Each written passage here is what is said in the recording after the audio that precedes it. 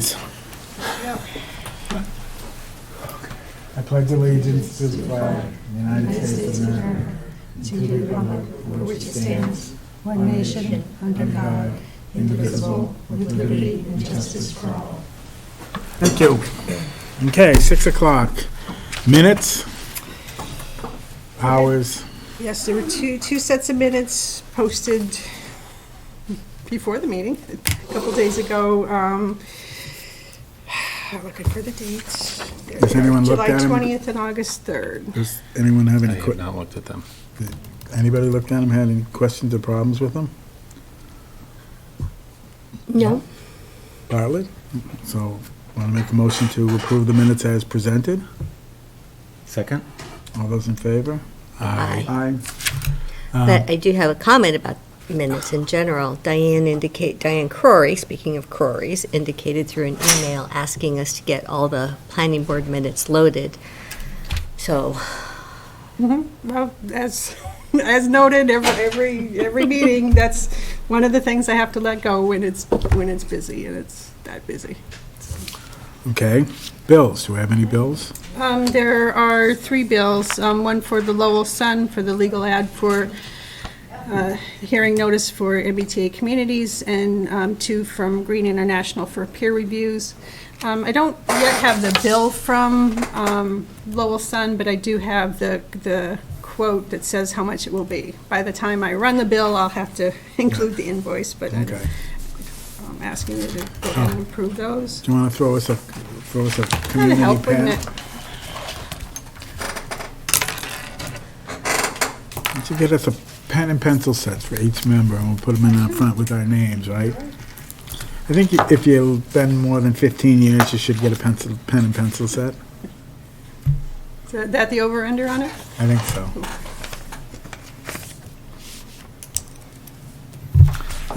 Okay, Yes, firearms. firearms, might as well give us an update. Okay, firearms business zoning bylaw. One of the details that the planning board is asked to do is make either an oral or written report to town meeting, which is different than the Oh. town meeting report with the warrant articles and all that.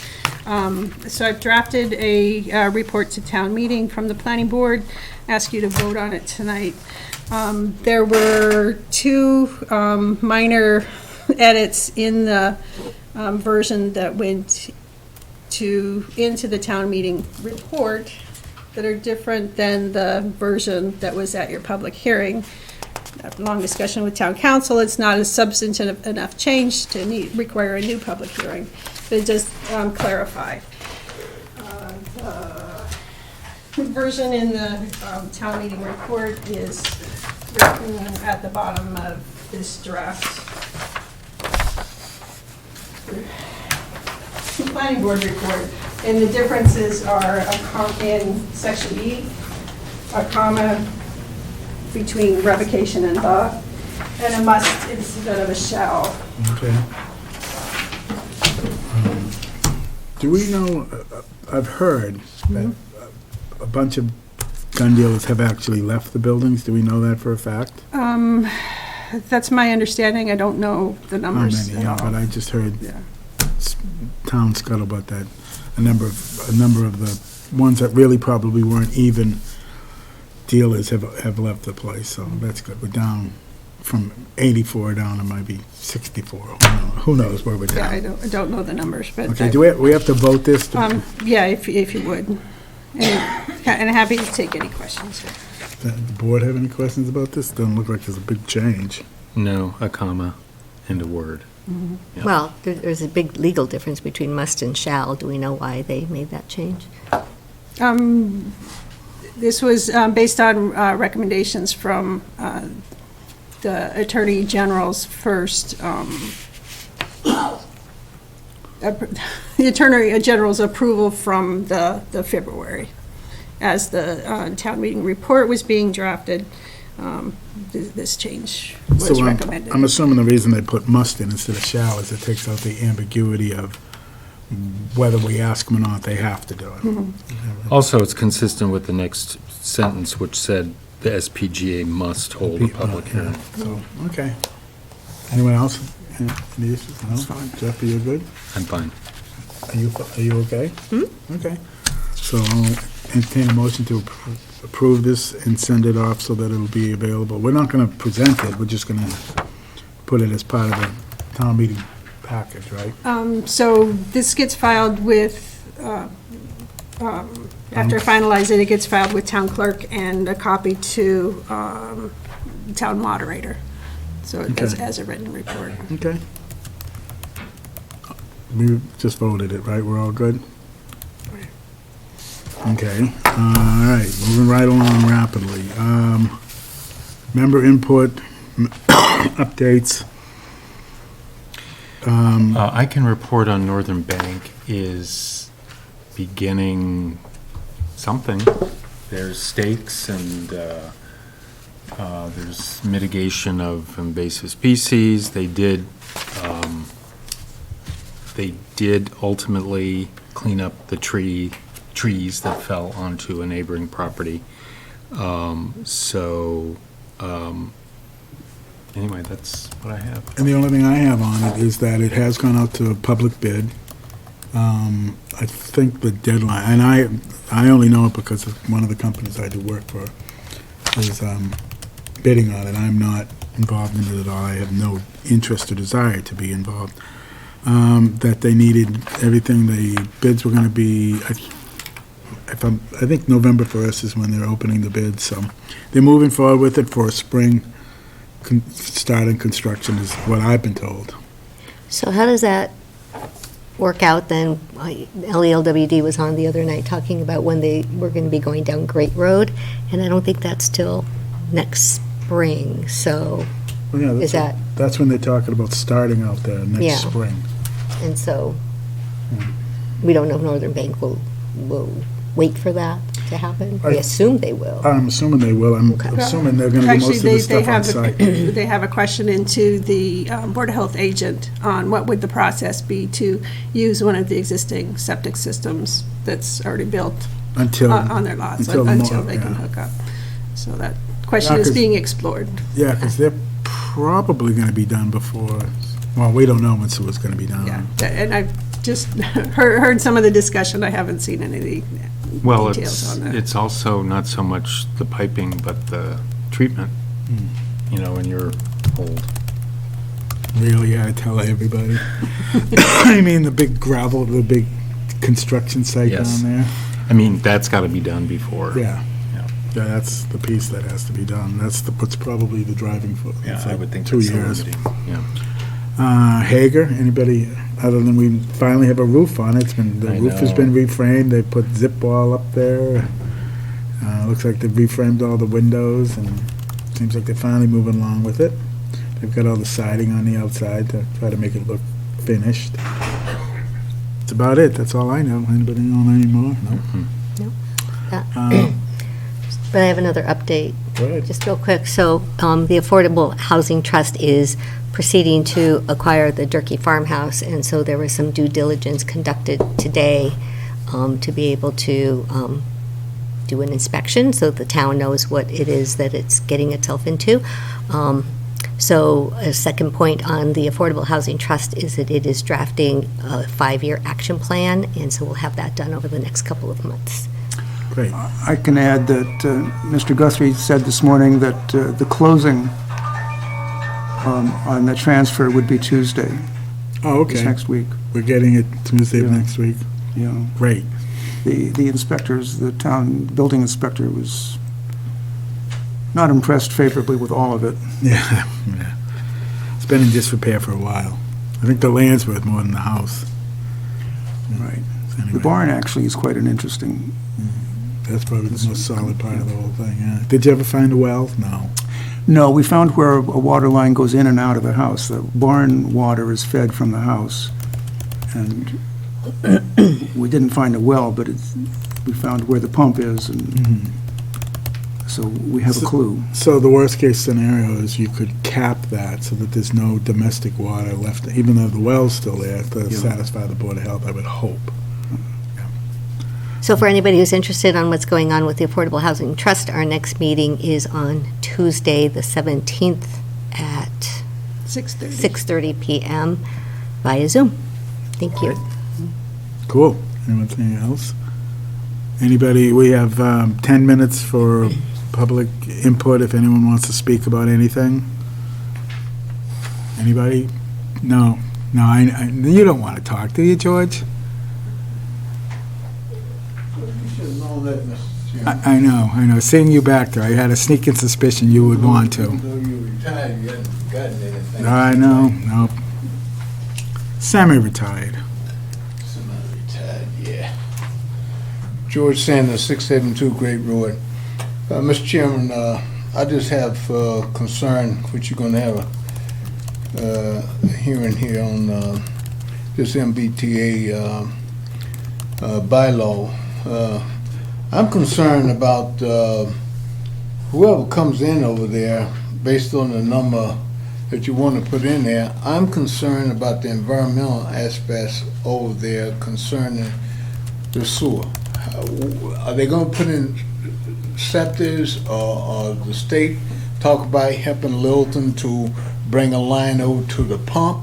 What is the MBA doing in terms of the environment? They want us to put this in over there, but they're requiring us to minimize the amount of nitrogen that's going into the ground. So that's where we get the nitrogen is from these septic systems that we have, and we're in the process of trying to clean that up by putting a treatment plant in. So I just like to know, where's the state on building this over there? And when it comes to the waste on there, how are they looking at to take care of that? I can answer as much as I know, okay, which is probably not much. The water department, is trying to expand the town sewer. Yeah. The best property in the whole town of Littleton is that property. They're looking to help facilitate, maybe allow the subdivision that's going in down there, or the project that's going in down there, to tie into sewer as a trade-off to allow more the disbursement of the water that they're creating. So I know that the water department or the sewer department is actively speaking with the people that are involved out there. And Well, let me just interject there. I talked to Nick on Monday morning at 7:30, and I had concern. And what they're doing right now is that they're hoping that at the high school, that he says, because the gentleman, I think it's Jim, I don't remember his last name, was at the select board there, was talking about the Neshoba garage over here. He said what he hoped will happen is that DEP will give them the clearance to add 60,000 gallons more up at the high school. correct. He said that would take care of the people in the common area.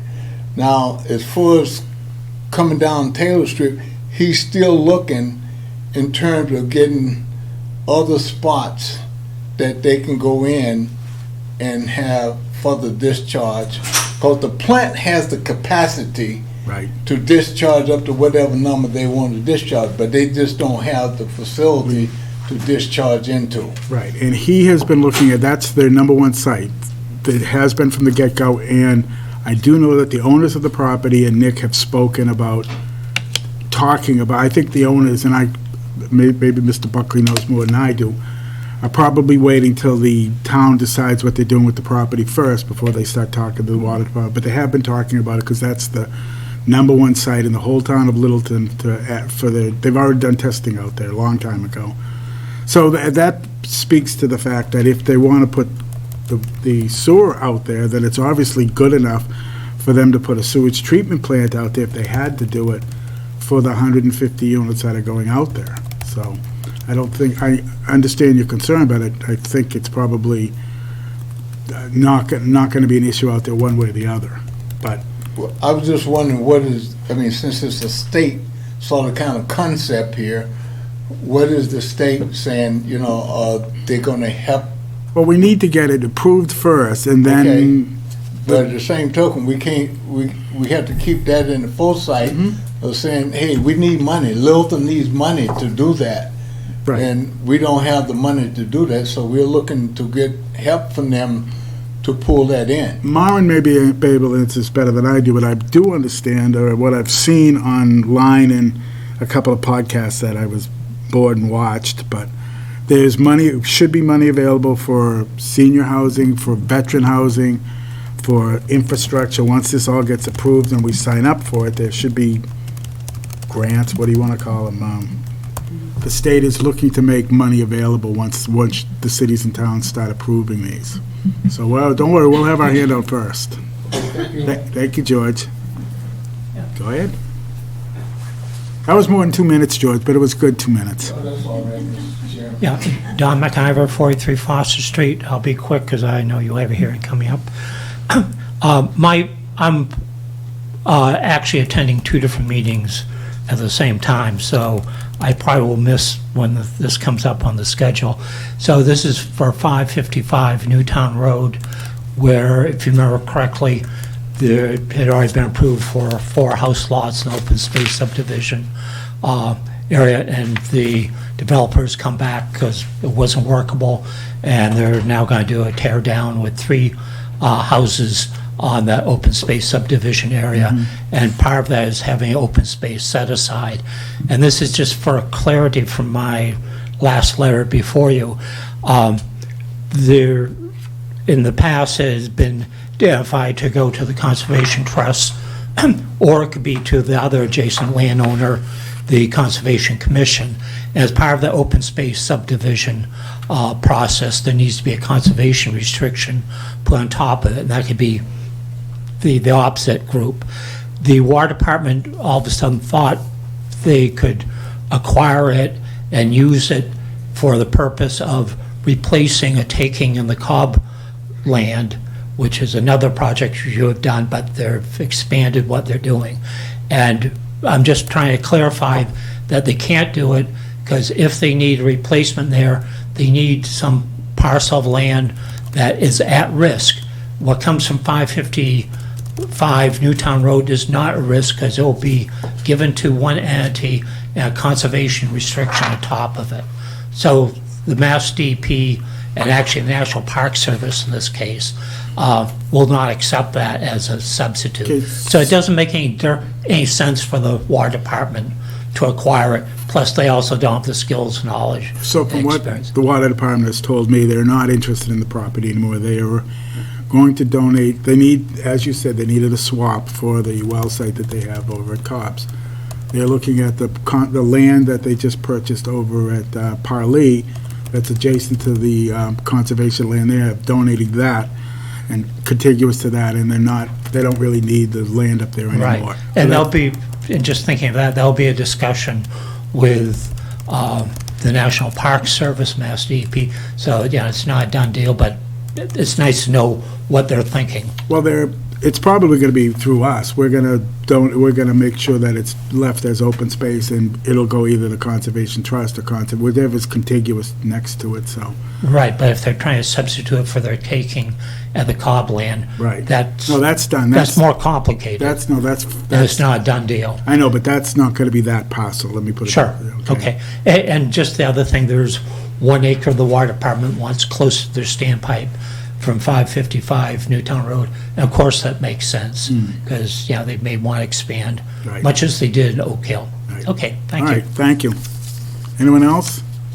Okay, great, we have, what? So just all the budget documents have come out, and so by the end of October, we're supposed to have preliminary budgets into Finance Department. So they're asking for a level funded budget, and they're asking for capital. I'll just move for their capital request from last year forward 1 year and go input the level budget. But that's what else is going on in the planning department. And that includes the assistant town planner position. Are we anywhere with? I'll be working on the planning board budget, the land use budget, assisting building department with building budget, giving conservation budget is going to conservation, and zoning board of appeals budget I get to look at that one as well. So Where were we at with the assistant planner? Anywhere had we a put it out? lovely meeting this morning with HR director Michelle Vibert. We're redrafting probably to an associate planner, just to better reflect how much responsibility I'm looking to have this new employee do. So. Well, I was trying to recruit one of the fellows who's works for Dodson and Flinker is leaving, or has left already. It was after the, well, when you come back, would you consider, and he didn't jump at it, so. Yeah. No, and I think if we're successful in getting the position regraded up a level, I think we'll have a much better chance of attracting somebody with planning experience. Okay. Anything else? Can I move on? We're already 4 minutes late. I think it makes sense to take something out of context or out of turn. That's a better way to put it. Because of what's coming up at 6:15, I think it makes more sense to do the A&R before we speak about 6:15. Does that Don't we make need to more open sense? the public hearing at 6:15? No, well, we can wait we can be a couple of minutes late.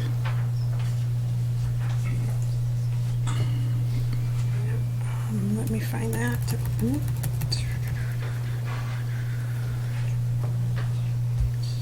Especially where we have a little bit of time, because 7 o'clock has continued, right? Yep.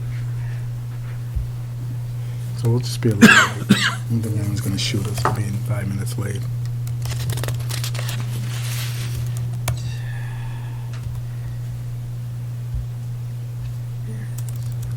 Okay.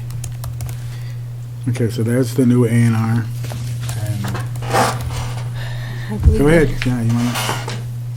Good evening, Mr. Chair, members of the board. For the record, Christine Hung, attorney at Reamer and Bronstein. Just by way of recap, I was last before the board with a proposed A&R plan. This A&R plan is part of the MBTA zoning bylaw, which identifies the parcel to be included as part of the MBTA bylaw.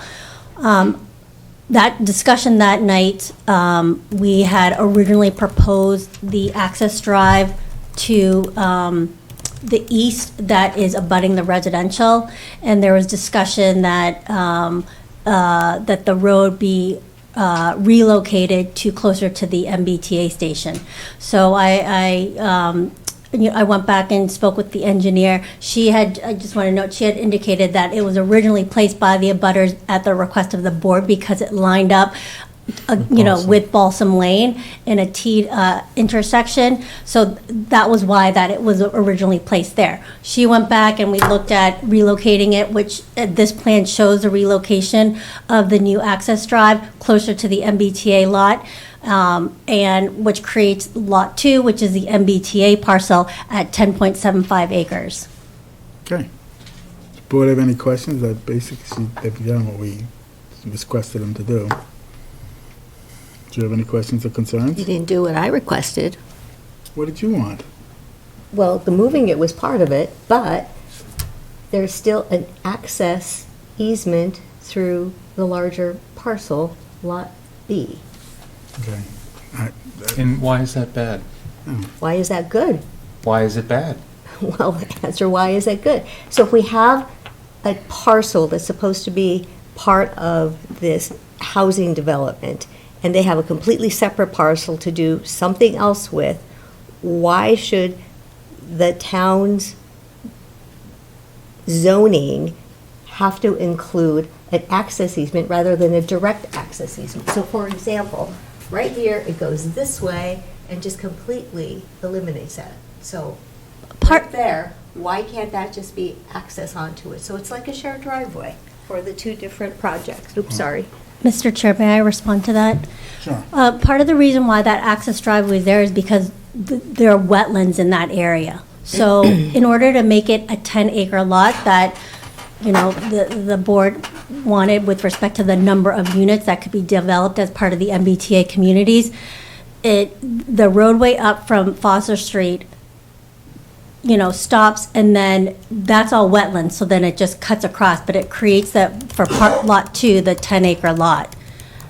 And the other thing it does is, since we can only put 10 acres there, or 10 point whatever, that doesn't count as part of the acreage, so we can use more land up there for more houses rather than having it as part, it doesn't, to me, it doesn't matter that it's going across an easement, because I think it's good practice to share driveways. Why should we have two equal lengthy driveways? So it's shared right up through here, and then it opens right there without having to go all the way up there. That's what that's I'm because saying. that's the wetlands. That's, No, yeah, no, there, I thought the wetlands was over here. Right, it's all in that area. It's that right there. whole- Okay. But even so, if you had two activities here, you would have a driveway here, you'd have a driveway here. Now you have one driveway that leads you, I don't know, I think that it doesn't bother me at all. I don't have a problem with it. I like the idea that it takes the land away that we need up there to get It you. doesn't take the land away. You're talking about a subdivision that has to be 10 acres, correct? That would count as part of the 10 acres if you put the roadway in. Am I misspeaking? You're Yeah, asking me? I am, yeah. If you drew the parcel line so that the roadway was within the parcel, the entire parcel, then yes, that entire parcel would count towards the requirements. Right, so that I would- would have to rerun it through the model to understand the impact that it has, that's all. Okay. Yeah, that would be okay with me. No, because then you're going to, then you We're lose. gonna end up with more housing. So that might require another 2 units? Well, what if it requires another 40 units? It won't require another 4 How can you say that? Because that's a very small piece. Anna, I think that your concerns, I just don't buy it. Okay, Well, I just don't buy the fact that you guys think that's okay. I have no problem with it So at we all. agree to disagree then. Okay, well, we need to vote on it, so I'll entertain a motion to approve the A&R plan as So, presented. wait, I have another question, okay? So, this 10-acre lot that's going to be zoned, right? I just want to make sure, because I've had a lot of questions asked of me around town. So that land is not getting donated to the town, it still remains owned by the Long family, correct? That's correct. Okay. And then the second question is, the land next to it is still zoned industrial, and what is going to be there is still to be determined, correct? Correct. Okay. So any discussions that we had prior to this about that being open space are just not accurate, correct? It's still open, there is no development there, and as you heard earlier, the water department is very interested in purchasing or doing something with that land. Okay, but we don't know what it is. So the point is that it's still to be determined. It's still open space, Okay. just like it is right now. It's industrial land that is open space right now. That's not changing. The 10-acre parcel is to keep us in compliance with the state. That's all this is all about. Okay, thank Okay. you. Okay. Unless I'm missing something, but isn't that what we're doing this for? This parcel is part of the strategy for the MBTA Communities Act, yes, and part Okay. of the King Street. Okay, so again, I'll entertain a motion to approve the A&R plan as presented for the purpose of rezoning that parcel for the MBTA. Say what? Am I missing anything? This is the A&R, and then you'll have the public hearing on the zoning. I know that, but we have to. I would leave Well, no, I'm just saying I we would have- leave the motion short. Okay, I'll entertain a motion to approve the A&R as presented. That was what I wanted to do first. Good? Yeah, That works for you? that's all right, I didn't mean Okay. to. Anyone, all those in favor? Aye. Okay. It doesn't have to be unanimous. Thank you. Thank you. Would be nice if we were all going on the same boat. So I don't understand that. We each have an individual vote, and we each have the opportunity to state what we say to the public as to why. And I don't believe that having an access easement from the other's parcel is the right thing to be doing for this. But the bigger picture is that we're doing this so that the town will be compliant with the state is Absolutely, and I'm mandating. 100% behind that. So if that's what this takes to do it, then we should all be 100%. That's all I'm saying. We can agree to disagree. And the pen, and we'll you. sign it. Oh, I guess we could leave it there. We'll Yeah, go why don't we later. just get up and sign it? Do you want to sign it while we're Waiting, we have a 6:15 public hearing, zoning amended MBTA commuter zoning bylaw. Get the hearing notice. Want to sign it Here as we're somewhere. waiting, one at a time? The Town of Littleton Planning Board will hold a public hearing on Thursday, October 12th, 2023, at 6:15 PM in Room 103 of the Shattuck Street Town Offices at 37 Shattuck Street to consider amendments to the Littleton zoning bylaw. The amendments address changes in law applicable to MBTA communities contained in Mass General Law, Chapter 48, Section 3A, which requires zoning to allow multifamily units by right. The amendments are sponsored by the Planning Board according to Mass General Law, Chapter 48, Section 5. This set of zoning amendments would amend the King Street Common KSC District and add the new Littleton Station MBTA Communities Multifamily District, LSMFD, for purposes of bringing Littleton into compliance with MBTA Communities multifamily zoning requirements. Section 5 of the article updates the King Street Common District to allow Littleton to count 40 acres and 600 units at KSC towards the required 50-acre and 750-unit zoning district requirements. Sections 1 through 4 adds a new LSMFD adjacent to the Foster Street commuter rail station. Full text of the proposed bylaw amendment is on file with Town Clerk and Planning Board offices and can be viewed during their office hours or online at littletonma.org. Any person interested or wishing to be heard on the proposed zoning amendment should appear at the time and place designated or provide written comment by October 11th if possible. Signed, Bartlett Harvey Clerk. Thank you. So this is the first of two public hearings we're going to have before this, so we can put it on the warrant article for the 1st of November? No. Is it the 1st of November? Yeah, 1st of November. So, do you want to give us a brief overview? Do you want me to start? How do you want to handle this? Emily and I spoke and said, since it's your public hearing, we imagined that the board would be providing the overview. Okay. Emily's provided a lot of background to this point. You have copies of the zoning bylaw in the back. I have copies of comments from the property owner that you haven't seen yet.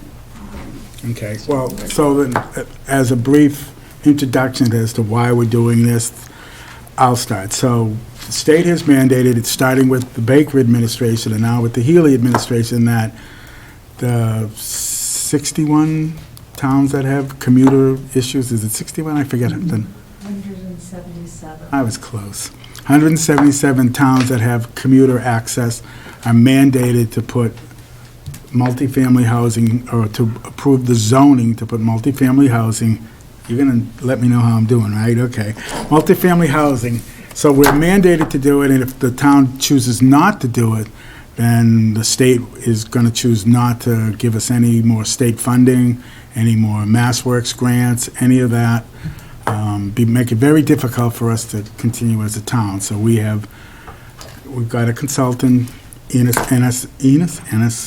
and Associates, to draft this bylaw and to work us through to make sure we're in compliance with what the state has asked for, which we are.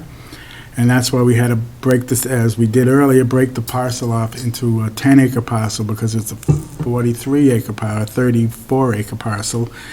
And the state wants the density to be at 15 units per acre, so we needed a 10-acre to do the 150. So we're lucky in the fact that the project that's approved on King Street counts for 600 of the 750 units that the state says we have to provide. So we're getting to count 600 of them there. We need 150 units within a half a mile of the train station. So that is why we picked this parcel. That is why we wrote this bylaw, to keep us in compliance with the state. Some of the issues that'll probably come up at town meeting is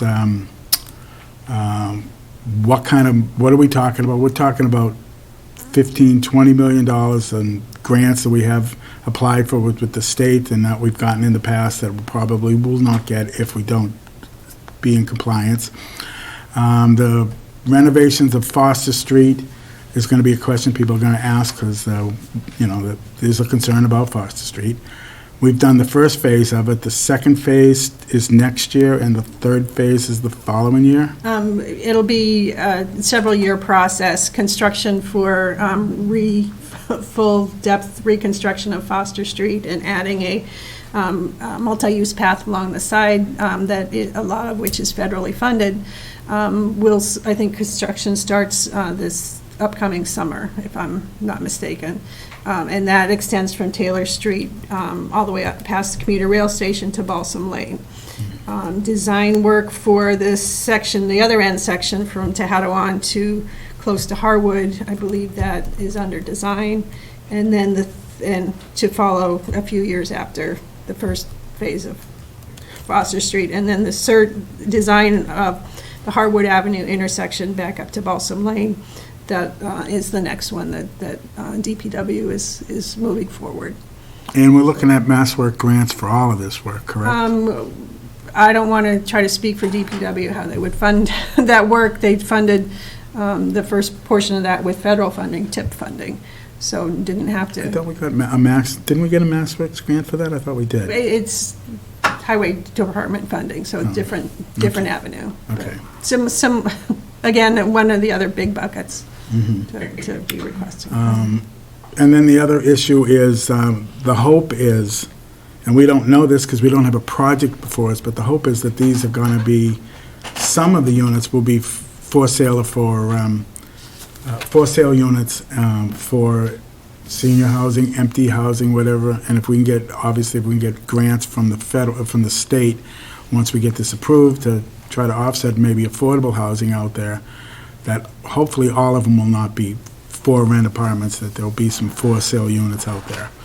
Go I ahead. was just going to say the zoning is written to allow a range of housing types. You don't restrict it to any particular multifamily.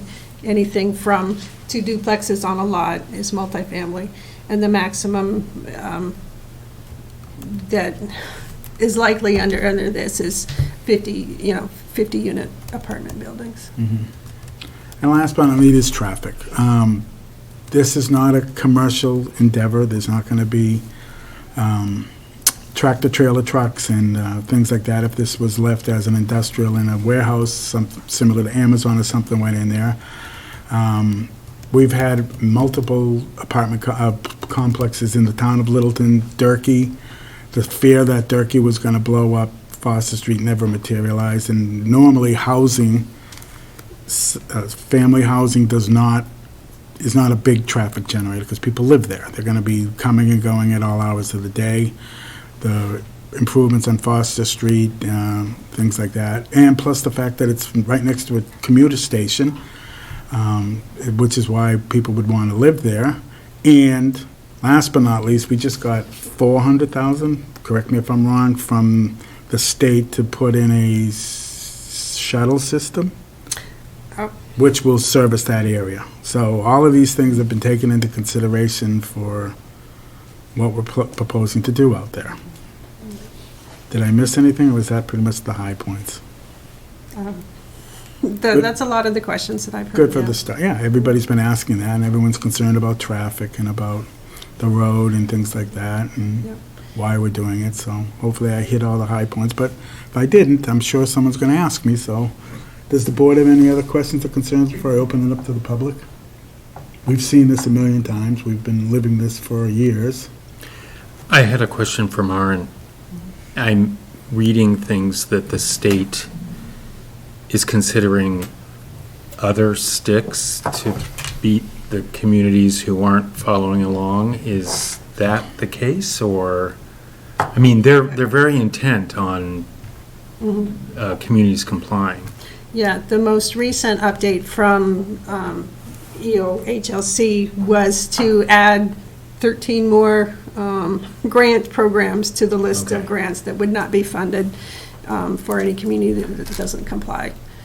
And then I don't think you can get any more clear than the Attorney General's letter that states that it would be illegal for communities to not comply, and she intends to go after, well, She the way I intends read it is she to intends. litigate if we don't do it. Okay. So they're very serious about this, yeah. Okay.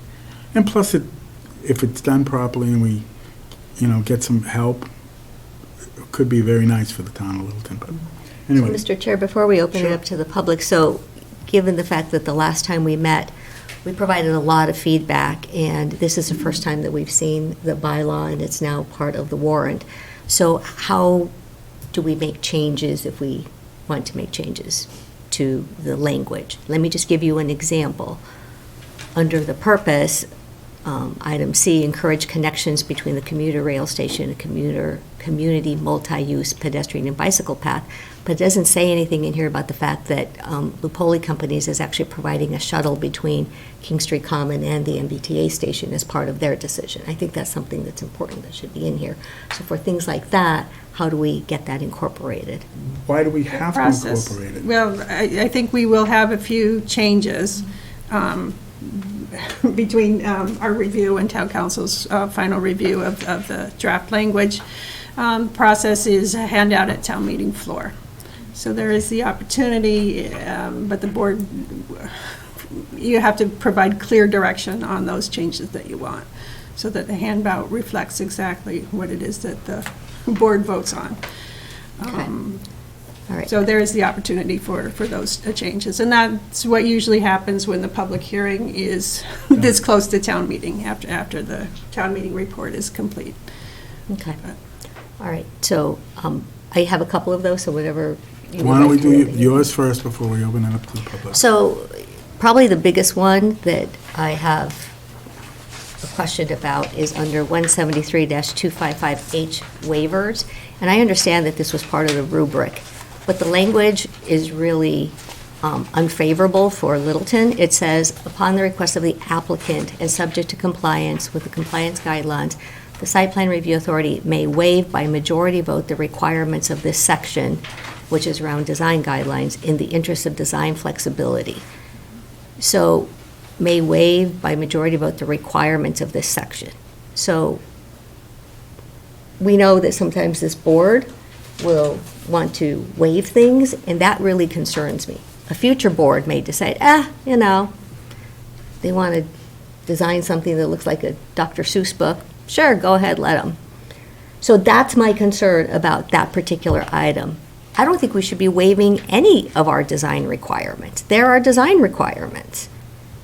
So that's the biggest concern that I have about what is currently listed. My perspective on that is that these documents can't possibly anticipate every permutation of a possible project. And I might be wrong, but I think that's boilerplate language to allow consideration of something that might not explicitly meet the criteria, but could be a good project. So am I wrong? It's just sort of a belt and suspenders of allowing, I feel that these projects can't be done in a prescriptive way, because everyone's different, the sites are different, the road access is different, the this is different, the that is different. And so I don't anticipate, supporting waiving these requirements, but it's possible that a compelling case could be made for something that doesn't quite fit. Also, this is not for everybody, this is for one specific, and we're probably gonna be the ones that are gonna vote on it, because this is gonna be, I assume as this gets going, this is gonna be sooner rather than later. I got 4 years, what do you got, 5? You'll probably hear this. So I'm saying it's not something that's gonna be for other projects, this is site-specific just to this project. Well, I would certainly like to see that language removed, Yeah. regardless of whether or not that was something that was in the rubric. I don't have a problem with it. So, Violet, do you have any problem with allowing waivers? No, it is a single site, but I don't think we can predict exactly what's going to happen. So I think leaving, some flexibility and some faith in future boards. Makes sense. Okay. Next. That's it? That's it? Oh, okay. Before I open it, Mr. Buckley, you have something before I open it? Comment on that? First of all, I'd like to say that it was a very productive discussion with your consultant and Maren going through this bylaw. And if you recall, at the beginning of this discussion, there was talk about different product types. I think the chair summarized saying you may want senior housing, you may want duplex housing, et cetera. It allows for a variety of housing products. There's no plan yet for the development if this were to pass town meeting. So therefore, we don't know, the board doesn't know, what the final product is going to look like. And when you go to design it, to have the ability to say, this would be a great project if you did this, but we can't do that, as I indicated in the beginning, there's a provision in there that I'm asking that be modified to provide a waiver, which is all buildings would be maximum 20 feet from the main drive, basically. Well, maybe you want to do a New England village with a green in the middle. That might cause some problems. You'd have to have a waiver to do that, but it would be a much better project, perhaps. So you've got to have that flexibility at this point in time, and that's what the purpose of the planning board is, because you have to go through the site plan to get it approved and designed. But the flexibility is not to circumvent any regulatory scheme. It's really to make it a better project. Thank you. Anyone, so please get up, stand up and state your name for Maren, please.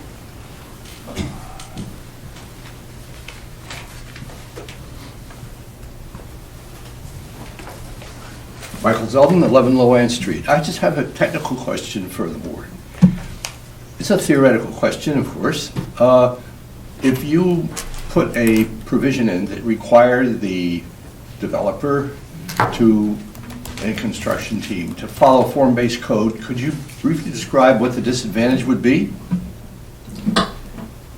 We did not put form-based code in the design of this. And the other issue is, Mr. Zeldin, is this is a purely residential project. There is no commercial component that would go on the first floor. Correct me if I'm wrong, but that's what form-based coding would. No, you're not correct. Form-based code simply is an approach to exactly what, shall we say, the town has been asking for on every single project, whether it's commercial, residential, or combined. And that is a certain sense of expressing what the town is. Now, if you're going to make a presentation to the public on town meeting, it would seem to me prudent at least to admit that the town does have certain tools available to it to put, not constraints, but provide creative guidance to the developer of what can and should not be done. Because very frankly, the motive, the driving force for, shall we say, the development is, on the part of the developer, has several different components of which have to do with cost and gain and profit. There's nothing here against it. The form-based code is basically creates an environment in which the special effort has to be made creatively to fit a, shall we say, a certain expectation that has a certain degree of specification to it. That's the advantage of having form-based code in the first place. I think there's been a misunderstanding that form-based code dictates precisely the kinds of things that have been describing. Form-based code doesn't do that. If you want to have it in form-based code, you can do that. On the other hand, there are other things that you can do in form-based code that you can't do by whatever is best for the site. Well, the other issue is that this is not all single-family, three-story, which is what form-based code is. Could be high-rises. I'm sorry, Mark, I don't know why you have such a view of form-based code. I'm assuming you've done your homework, understand what it is. I'm not going to provide a background on it. You have people on the board who already have it. But it's a very useful tool that I just ask this board to seriously consider being prepared to address the issue about, shall we say, the town itself and what the town's sense is. Because regardless of where this is a major project. This has a major impact on the town.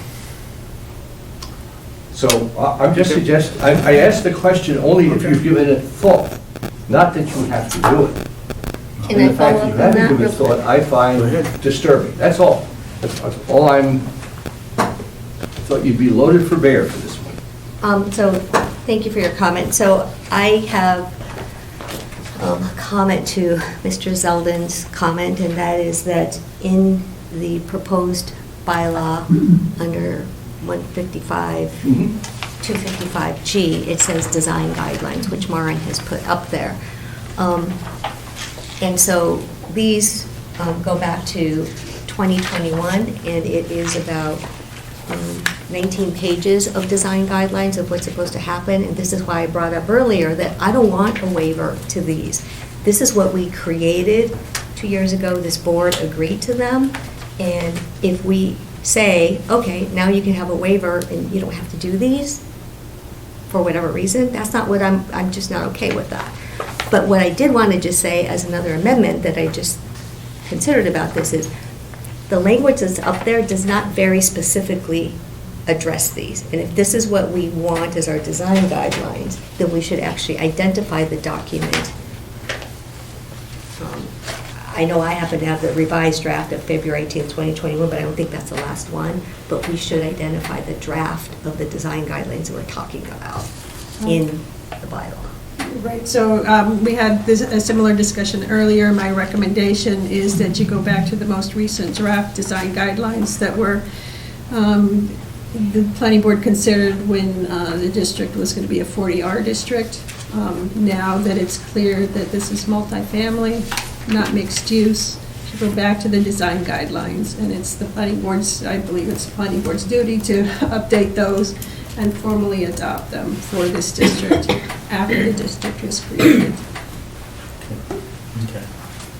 Because you're gonna remember, it's still a special, we still have say in this whole thing. But I would certainly start with the work that was previously done in the earlier design guidelines for the mixed use, to pull those forward. Mr. Chair, if I could just speak briefly, just quickly to the person who's speaking. I did think about a form-based code, but because the planning board had these design guidelines that they've been working on, we moved away from that to more of the Euclidean or the standard code that we have now. That and the fact that the guidelines had not been adopted, and because it's multifamily rather than mixed use, as Mara noted, we anticipated that you might be updating them, which is why they're not specifically referenced in this document. It's not to say, to the point of the process earlier, that you couldn't change that now. But that's just to let you know that we did not ignore form-based code when we were thinking about this. No, that's why I directed it to the board. not Okay, you. and the other reason, Mr. Zeldin, is because we had renditions done 5 years ago when we had our other consultant, when it was gonna be 350 units out there, that had layouts and everything else, and we all had some really positive feedback to what we were proposing back then. Our hope is that this project, although smaller, will incorporate most of what we saw in those original drawings that were presented to the planning board 5 years ago. And that's the design criteria, the design guidelines that we're talking about. And those guidelines were prior to form-based code. Correct. But really pretty consistent No, visually. Form-based code was 2020. Yeah, But then this was before that. But yeah, this was before that when we were, because that was when I was coming on. And it says 2021, so. Yeah, but- Well, yeah, no, but Anna, it was a process that went on for a long time. 4 or 5 Yeah. years. And all that process was very consistent with what the vision of the form-based code was. There was lighting, there was this, there was that, there was the other thing. And at the time, I wasn't on the planning board, but I was looking at this 40R proposal. So, I mean, I think it's a good comment, but if we have, I'm still a little unclear how that relates to the 40R design guidelines. And you're saying the only difference is that the 40R design guidelines allow for multi-use. Right, and the board has not yet gone through the earlier design guidelines, tailor them for this new type of district.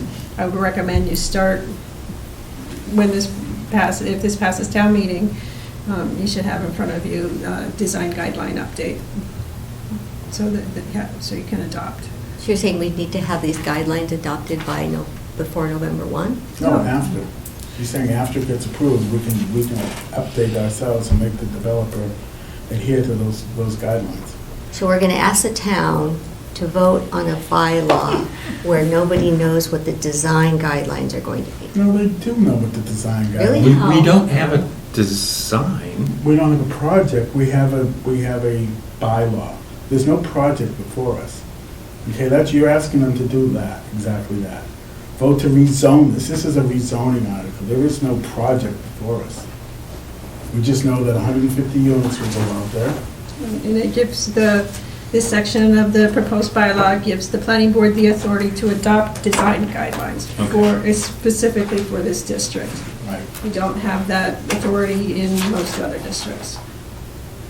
Yes, and with respect, first of all, two things. I forgot to introduce myself, so for the people who've not been here before who are watching, Emily Ennis of Ennis Associates.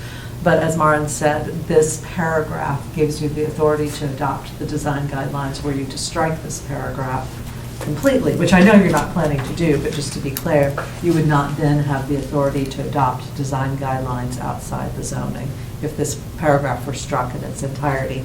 It could be amended, of course, as you mentioned earlier, it could be amended to refer to a specific set of existing design guidelines. So I just want to point something out as a fact. This is Article 11 zoning bylaw amendment for 550 King Street. And it very specifically has dimensional requirements and design standards in it. So we can't say that other zoning bylaws didn't have design guideline standards in them. It did. So therefore, I was under the impression coming to this meeting tonight that we were going to include these as part of the zoning bylaw. Now what I'm hearing is, oh, we can do that later. Yes, what's wrong with that? I That's don't think that's okay. That's consistent with our prior discussions about it. I did make a recommendation several months ago that be the process. It's hard enough what we have approved before the townspeople in a month. You're gonna add 21 more pages to what's already out there. When it's up to us, it's our purview to include that 21 pages when an actual project comes before us. That seems like pretty intense, if you ask me. You're asking the people to read through 40 pages of stuff at town meeting. Bad enough what they have to, if they want to even look at it. And there are both dimensional requirements and performance standards with quite detailed criteria in the proposed bylaw. The design standards would build on that. But to be clear, the intention would be that these design guidelines that are referred to are the ones that were developed for the 40R width Yes. modifications.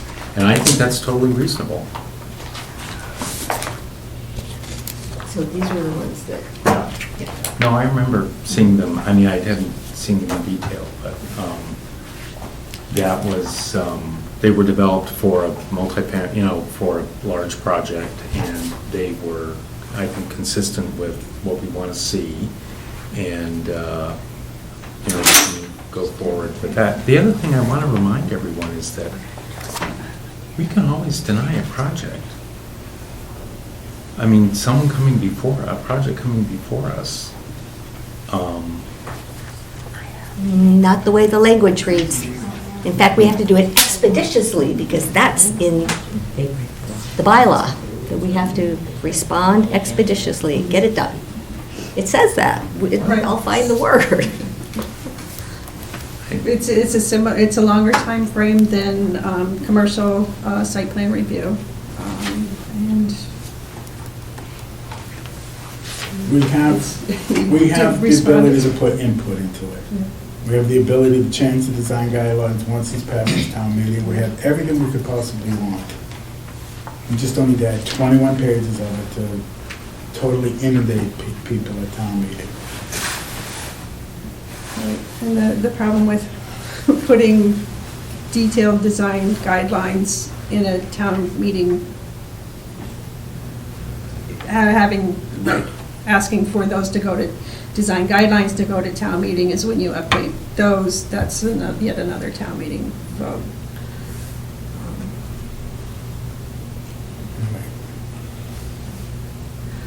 Okay. There might be more public comment. I'm going to ask Yeah, if sorry. anyone else has any more comments.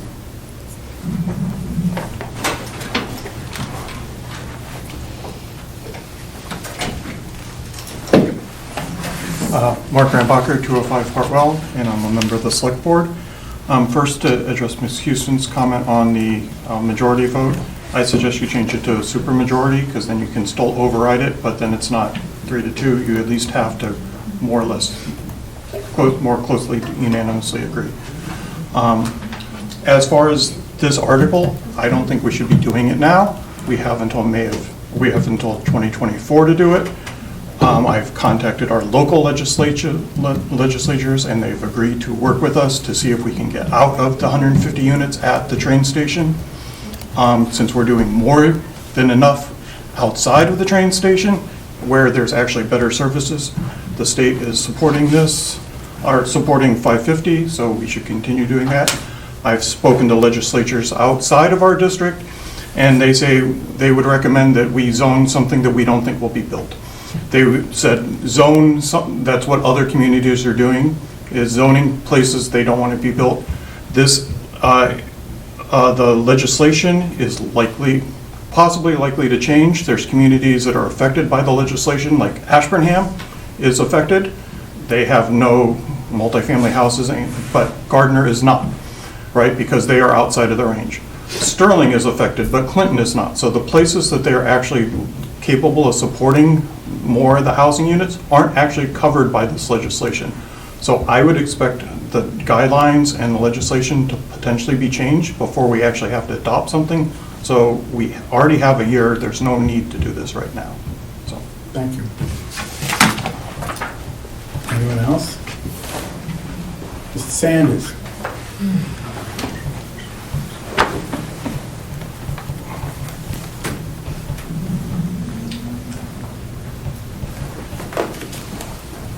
George Sanders, 672 Great Road.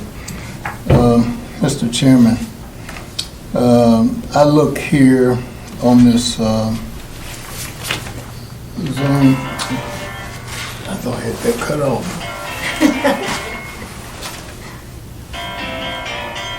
It is cut off. They saw you on TV and said, let's call him now.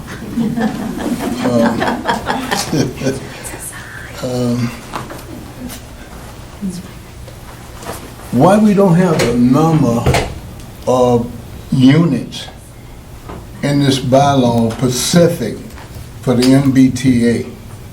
Why is that not at the beginning? Because as a voter, I would want to see the purpose of this here would be saying 350 units, or 150 units, or whatever the number of units are for this bylaw.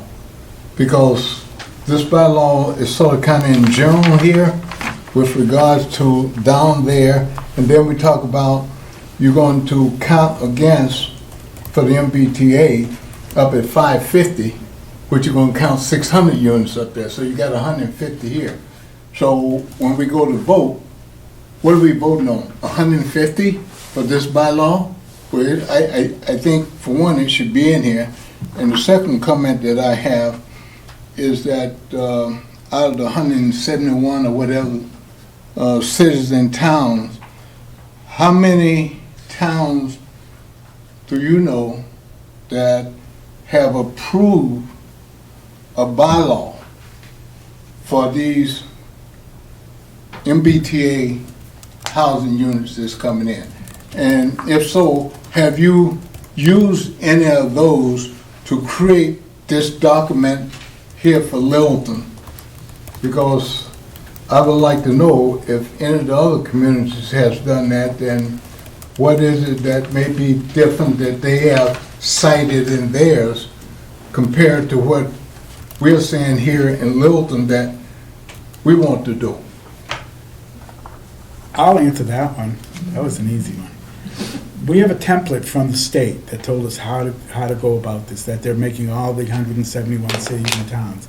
We used basically that template and added whatever we thought was appropriate for the town of Littleton. So it's not, the state has specific guidelines that we're adhering to. The state has told us 750 units. We're not proposing 750 units. We're only proposing 150 because 600 of them are counting towards the common. That will be everyone will be made aware of that. That's what we're voting on here. Well, yeah, to build on that point just a little bit, the state is not looking kindly on unit limits in the wording of any bylaw. So Okay. they would not allow for that. We would Okay. not be able to put in here any specific number. So we'll have the zoning bylaw proposal. We'll have a town meeting handout with, or FAQs to help distill the information and add some information that you can't see when you just read a zoning bylaw. And then we'll have the maps of the district. But we will have the 750. That won't change, right? The minimum that we There's need the to zone for is 750. Okay. And Emily has a little broader way to look at that. Yeah, so you're correct that the minimum is 750, that 20% of the units and 20% of the land area must be within the station area, so that's that half mile.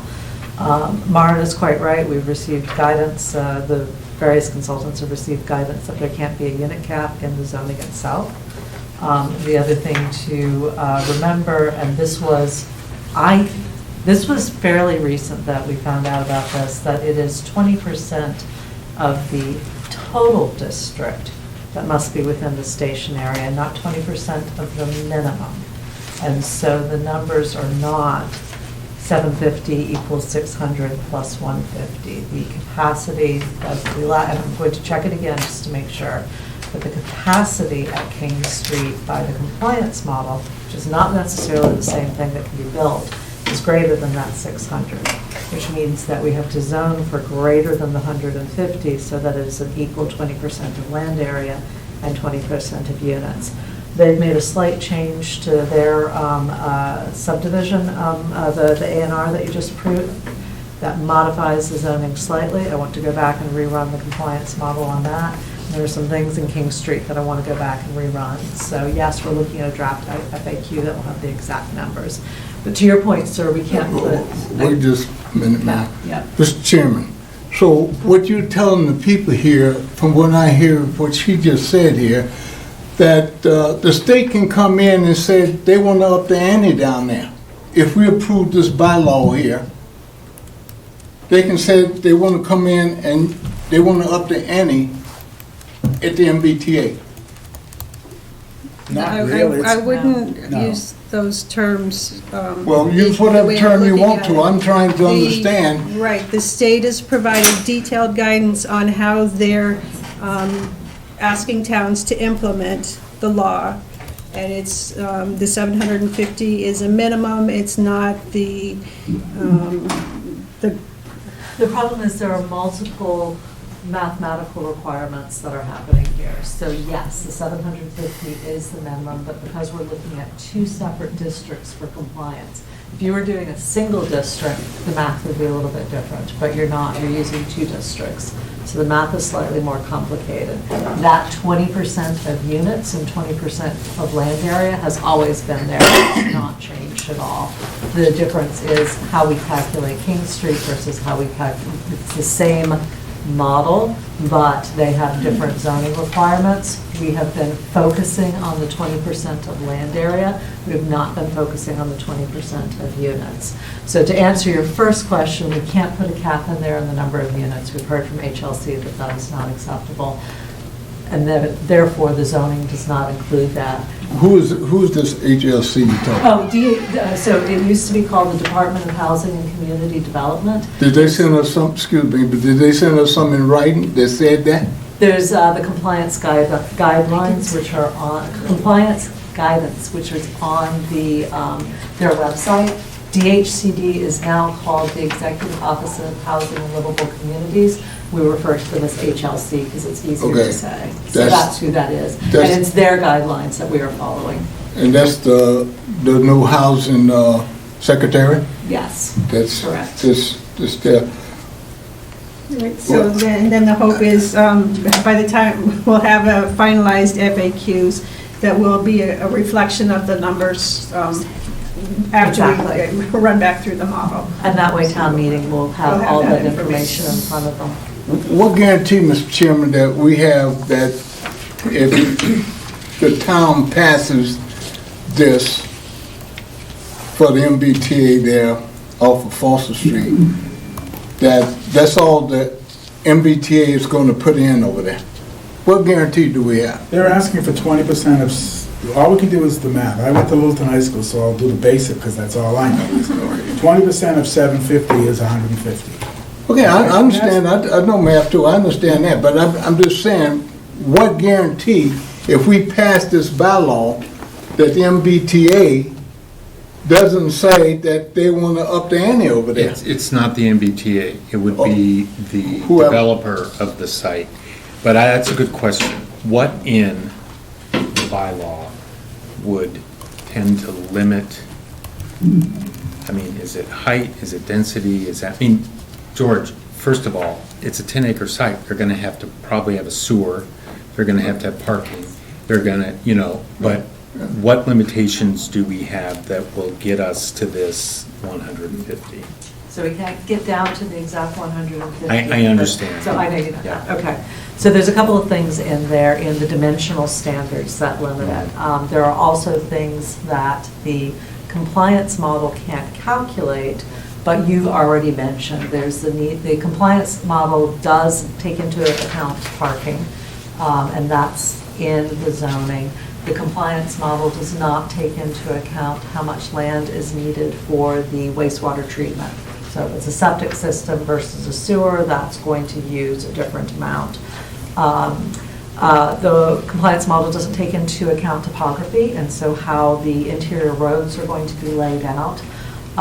The zoning covers some of that. So if you look at the dimensional standards in the zoning, there's a requirement for distances between buildings, which means we're going to have to reduce the amount that could be used for a building. There are some setbacks. I know you've had some questions on some of those. There's a height limitation that's going to limit some of it. The biggest limitation in the zoning, that is also within the compliance model, is the lot area per unit. That's what's really driving down the number. After I rerun the model, we'll probably have a slight change to that to make sure we're in balance with the other requirements of the math, but that's what's driving that limitation on the number of units. So it's 150, you're not Plus or gonna, minus. plus or minus. Well, actually, plus. It will be But- plus, yes, yeah. Yeah, anyway, those are good questions, thank you. But one thing that, we didn't address was George's question about the communities that have Yes. adopted. So I think many people know, but just in case they don't, that the first communities to adopt would be the rapid transit communities. It's popularly known that Lexington has adopted zoning. The last I heard, which was last month, that zoning had not yet been deemed, it hadn't finished going through the approval process as HLC. So I don't know what its status is in terms of compliance, but I do know that it's actually been adopted. I am working with a couple of rapid transit communities now who are going for adoption prior to December 31st, but haven't gotten there yet. I don't know how many, I don't know if you know either, how many other communities have gone to town meeting at this point. Of my commuter rail communities that I'm working with personally, you are the first to be going to town meeting. Most of the rest of my clients are going for a spring town meeting. So But they the also ra- started a lot later than you. Right, so the rapid transit have a different deadline than. Rapid transit Yeah. is December 31st. I thought of this Newton year. had approved something. Newton may have as well. I know they were fairly far along. I just don't know, I don't remember if they've had the vote. So yes, subway, so rapid transit communities is this December. Next December is commuter rail communities like yourselves and the adjacent communities. and adjacent small towns is December 31st, 2025. So then to go back to Mr. Rombacher's comments, I don't know what to say about that. It seems a little cynical to me. But certainly there is the case that some communities may be somewhat unfairly tagged for these requirements, like Ashburnham, as he mentioned. But as a town with a commuter rail station in it, I can't imagine that we would be granted special dispensation. I don't know. What are the planners' feelings about that? I've always applauded the goals of the bylaw, of the state law. Right. Transit-oriented development tends to overall reduce traffic in the region. It would allow Littleton to provide a broader range of housing types at a broader range of price points. We've gotten very good at building colonials that sell over $1 million, but nobody, that serves such a small percentage of the population of residents, people who we rely on every day to get through our day. Most people who work in town cannot afford to live here. As you've been finding out with your interviewing assistant town planners. That was quite a story. Yeah. Yeah. But that's the other point too. We want this. We want to be able to offer diversity of housing. We want to be able to have place for seniors. We've talked for 5 years about a senior community up there. That was the driving force when we were looking at 350 units up there. We're looking at empty nesters. We're looking at first-time home buyers. We're trying to put a bylaw together that addresses that. And if the state's going to come along and give us money to help do that, we want to be the first in line if they're going to start doling out money, and we've done what they've asked us to do, and we've got our hand out, and we want money for senior housing or affordable housing or something like that. If we're one of the first ones in, we're probably going to get money before anybody else. So I don't see a reason to want to wait on this. It's not only is the bylaw what the state's asking, but it's something that the residents in the town of Littleton are asking for. Alternatives to $1 million houses is all we're seeing. This gives us an opportunity to at least try to offer something to the middle of the population that's looking to move into Littleton. So I want to go back to Anna's comments. I'm really glad she brought up the 40R process, because we were well underway with actually trying to bring forward to town meeting a much larger project on that site. And, for all the reasons that we talked about the merits of this site, and King Street changed that. So anyway, this is sort of a continuation of that effort, and it's been adapted to this other thing that came at us. Anyway, okay. I just want to make sure that I thought George's comments were interesting, and Anyone have any last minute questions or comments before we continue this to the? So we have detailed comments from the property owners' representatives. I didn't know if you wanted to take the time to go through those this evening. This is the first time we've seen them. We haven't even seen. Why don't we do it on the? That's what you, yeah. We'll do it on the meeting. We're scheduled for the 26th. Is that when our final meeting is on this? And voted to send it to town meeting. So why don't we the board will take a look at what the property owners have suggested, and we'll send our comments to you, Myron, and you can forward them if we have to, if there's any issues that we have to deal with. Anyway, so we'll continue this till the 26th of October. Any idea what time you want? I'm going to have to get to that file.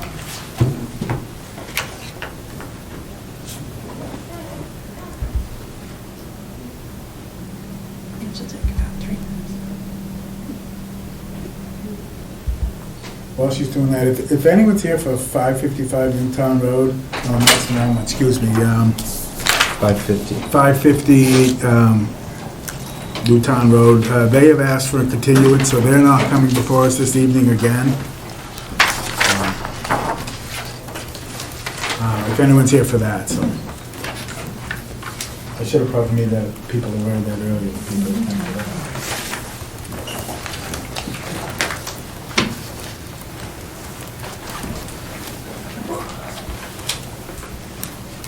Today, Mom.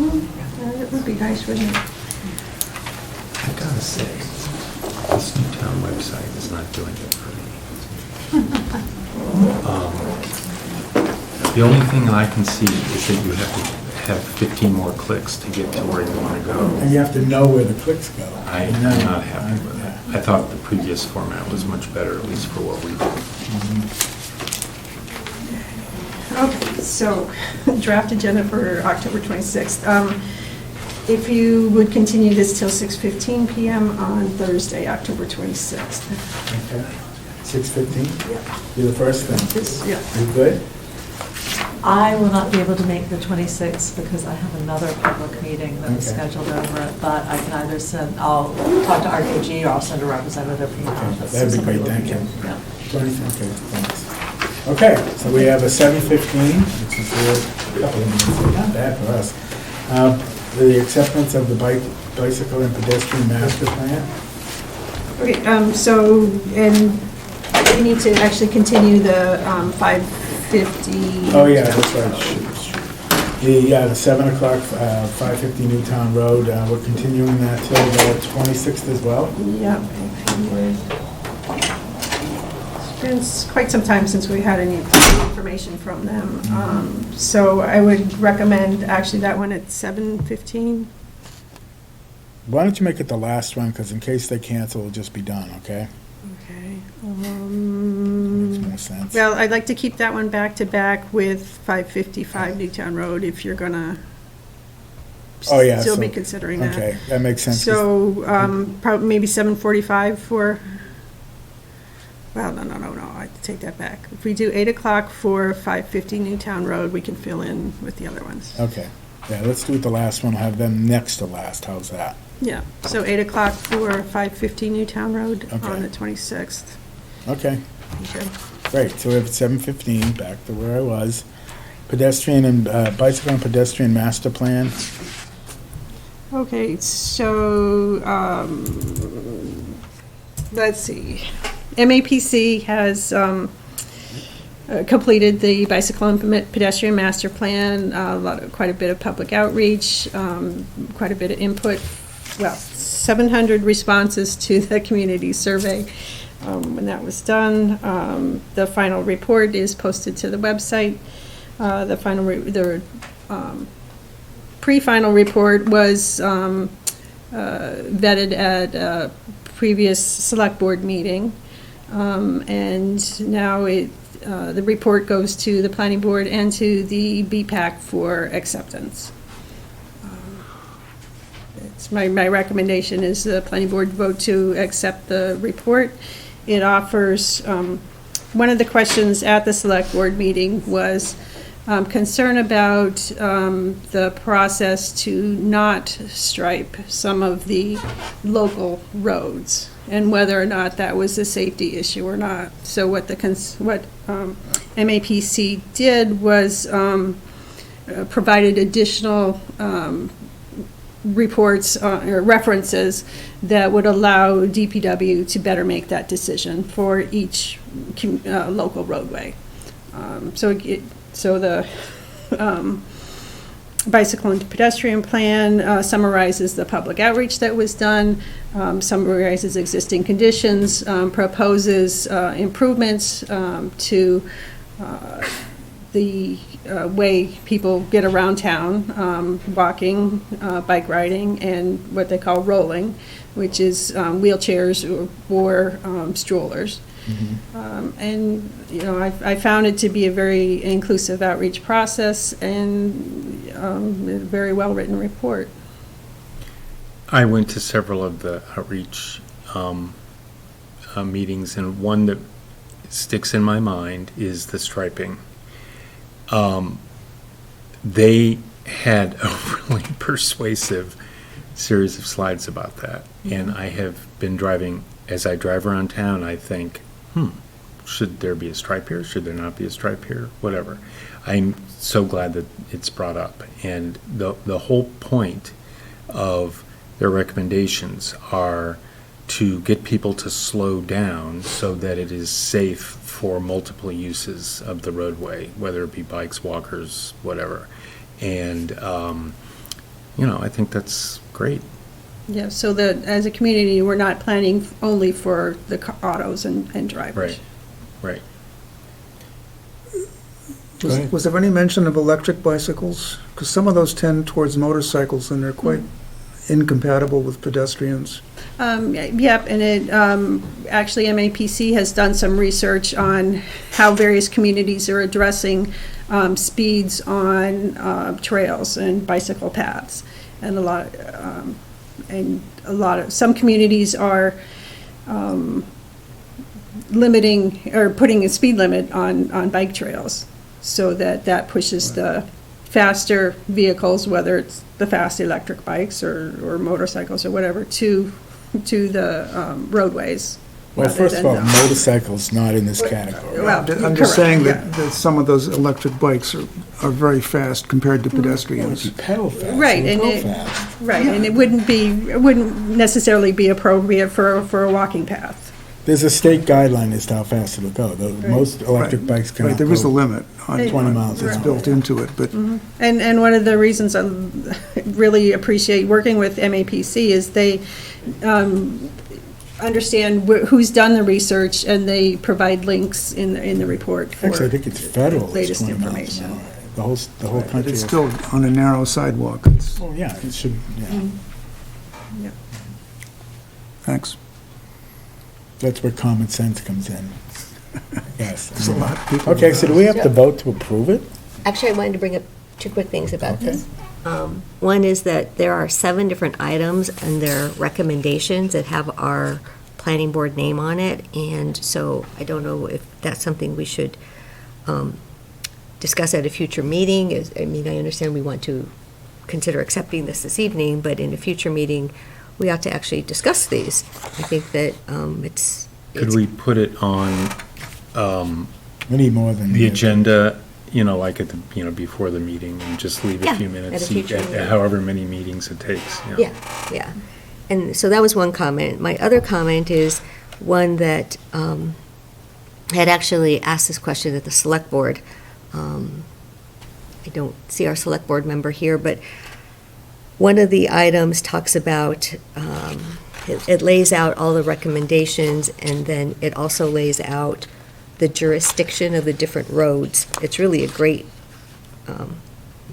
table that has been set up. And it says for Littleton Common, the jurisdiction is both town and MassDOT. And I had asked this at a select board meeting, asking, so who exactly is responsible for all of this? Because I know that I get a lot of comments about, what is the planning board going to be doing about, all the road and traffic issues because of King Street Common? And I think this is a really big deal, right? If town and MassDOT is responsible for this as a jurisdiction, we don't have a say in it based on this. You don't. Right. So we need to be able to inform folks about that, and so that they can then send their comments and questions to the right people. So that's really what I wanted to bring up, is that the common area is not our jurisdiction. I know, but moving forward, since you're combining that with what we're going to talk about very shortly, the MEPA process is going to be involved in King Street Common, and that's when we'll be able to have some input as to what's going on there. But- But that doesn't mean they're going to go along. But that's a good point to bring up, Anna, because in the past, when there are problems, it's like, the town, we can't do anything because it's a state highway, but yet other towns are doing things. Yeah. And it's, as living in the common, it's a huge source of frustration that of all the years I've lived here, there's not been one new crosswalk, there's not been nothing. And people are, sort of perching on the side of the road and running across constantly. And you're right, it's not us. I mean, there were crosswalks indicated on the Northern Bank project at various locations. But, yeah, I think it's important that we work together with the other Yeah. boards and continue to provide input and whatnot, but I think it is important also that we don't have that jurisdiction. right. Okay, well, why don't we continue this until, and we'll put it on our... What I would recommend is that go ahead and adopt it and Yes, decide yeah. how to implement it over Yeah. time. Yeah. I would Just agree. keep, Yeah. keep the discussion going on. And that's a great resource, for our future decisions about various things. So I I- move that we adopt the bicycle and pedestrian master plan. A second. All those in favor? Aye. Thank you very much. That's very Okay. helpful. Okay, we have a continued public hearing, 550 Newtown Road, open space development special permit, shared residential driveway, 3-lot Skyview Lane residential subdivision. Okay, so we have a little bit of a unique situation where we have both the continued public hearing and a new public hearing. When the developer added the additional parcel, we realized that extended the butters just a little bit, so belt and suspenders, advertised a new public hearing with new newspaper notice, new notice to abutters. Okay. So, So are we treating this as a new hearing then? I would recommend that you combine the hearings into one. It's all the same all the same.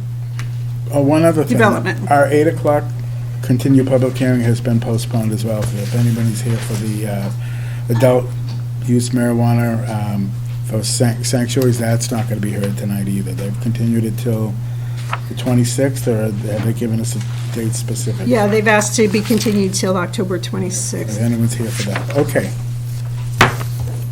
You're on.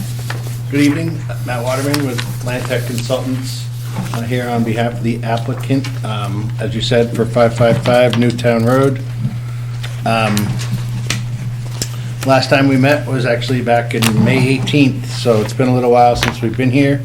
We've been busy, we've been revising plans, but at our last meeting, just to give a quick refresher, we had talked about the revised layout with the inclusion of 305 Tehadawon. We discussed the challenges with providing a driveway off of Tehadawon versus Newtown Road. And then we confirmed the preference of the board before finalizing the engineering and the peer review. And so since then, we did have the peer review conducted. We've had several tech reviews. We've met with the fire department. We've met with the peer review and Marin as a tech review. We met with the water department, and we coordinated with the trail committee. There are some, we did resubmit, so they issued their first round of comments. We revised plans probably about 2 to 3 weeks ago, maybe a little longer. And that was when we met with them a second time. There are some cleanup items. It's kind of just cleanup stuff in the sense, making sure your HydroCAD matches the drainage report. And there was some comments on traffic and site plan that we can get into in a little bit. But for the most part, we've kind of addressed probably 90 to 95% of their comments, and we're comfortable kind of moving forward with this board. Some of the revisions that just have occurred on the plan set and the rendering is up behind Myron.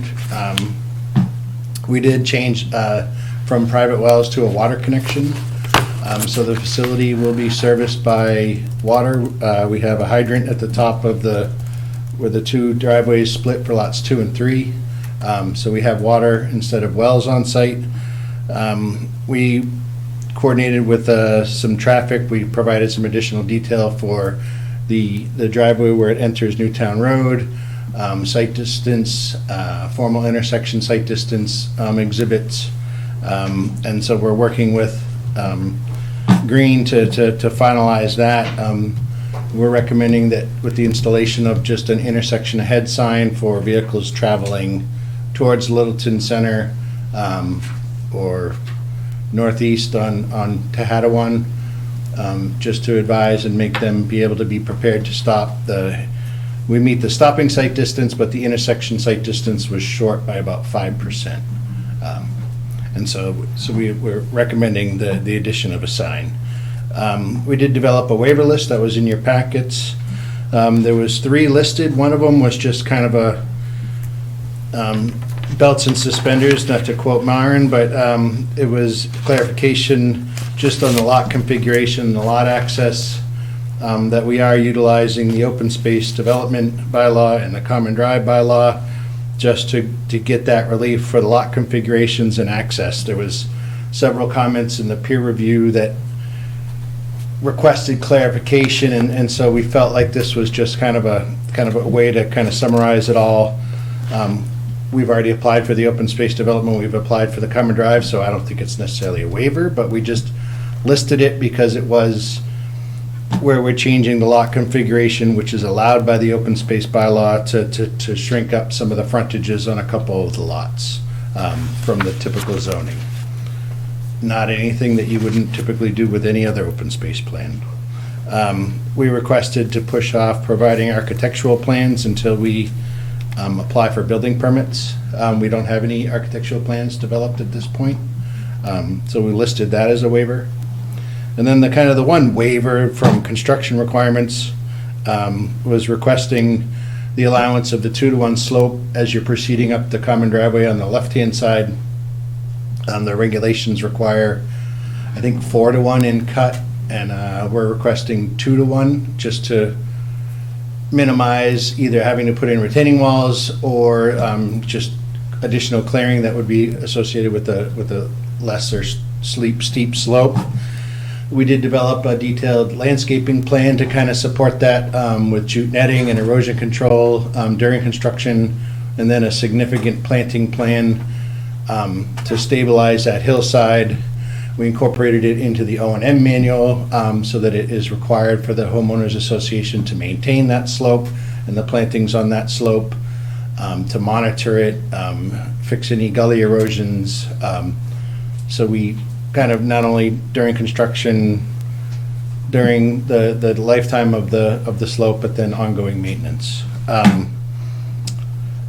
Other abutter concerns, I think that, and board member concerns was the guardrail, and as you're coming up that driveway, the first house that would be down to your right, there was concerns about the driveway being above the house and throwing snow onto the house and a car crashing into the house. And we did add a guardrail where the driveway turns, so if you're coming down the main stem from the upper lots 2 and 3, and then turning to the right towards Newtown Road. But once you navigate that turn, you go into a cut situation. So by the time you get behind that house, you're 4 to 6 feet below the earth to the left. So there's the way that we cut into the hillside. There's anywhere from a 4 to 6 foot berm. So we didn't put a guardrail there. There's a significant berm that is established with how the road is constructed, and so we didn't think that was necessary. And then I know there was some concerns about the offset to the house that's to the south on Tehadawon, which if you're going up our driveway would be the house on your left, and providing a permanent easement for lot number 1. We do show a limited clearing that maintains a buffer along that property line, both for the common drive and for lot 1. But we didn't provide a permanent no cut zone or anything. That house is well over 400 feet away from our house, and again, we didn't think that was something that was needed. There's a significant vegetation that exists today. We did notify abutters just to be overly cautious for the additional parcel. And then I'll just wrap up quickly. And I know there was some concerns about the drainage. Obviously, we've gone into great detail for the drainage along the common driveway and around all the houses. They each have little rain gardens, and then there's formalized drainage for the common drive. That was reviewed thoroughly by Green International. There was pages of comments with making sure that we had every invert matching and that we weren't missing anything. But just to kind of summarize, and I don't think we've discussed it down by the entrance of Newtown Road, we do have formalized drainage that is being developed at that intersection, which will significantly help the drainage for this driveway as it comes onto Newtown Road with catch basins and connections, some improvements to some of the structures along our frontage. And then there's also the series of sediment traps to help clean the water before it's discharged. And then we have under drains that go along our driveway, the whole length of our driveway, where it's in a cut situation on both sides of our driveway. There's a swale along the left-hand side, so there is significant drainage. And I don't think we've kind of touched on the drainage that much in the last meeting. We were kind of focused on the lot configuration, and I just felt it was important to kind of touch on that quickly. That's all we have. We have everyone in our audience, Steve Marsh, a consultant, and then we have our attorney as well to answer any questions. Thank you.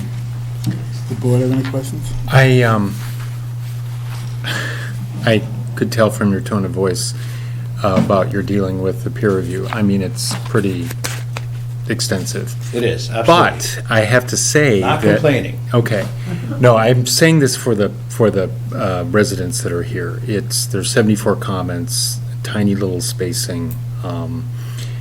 Anyway, but there was one issue I had with one of the drawings or whatever, which had the first floor elevations of the houses, which were wrong.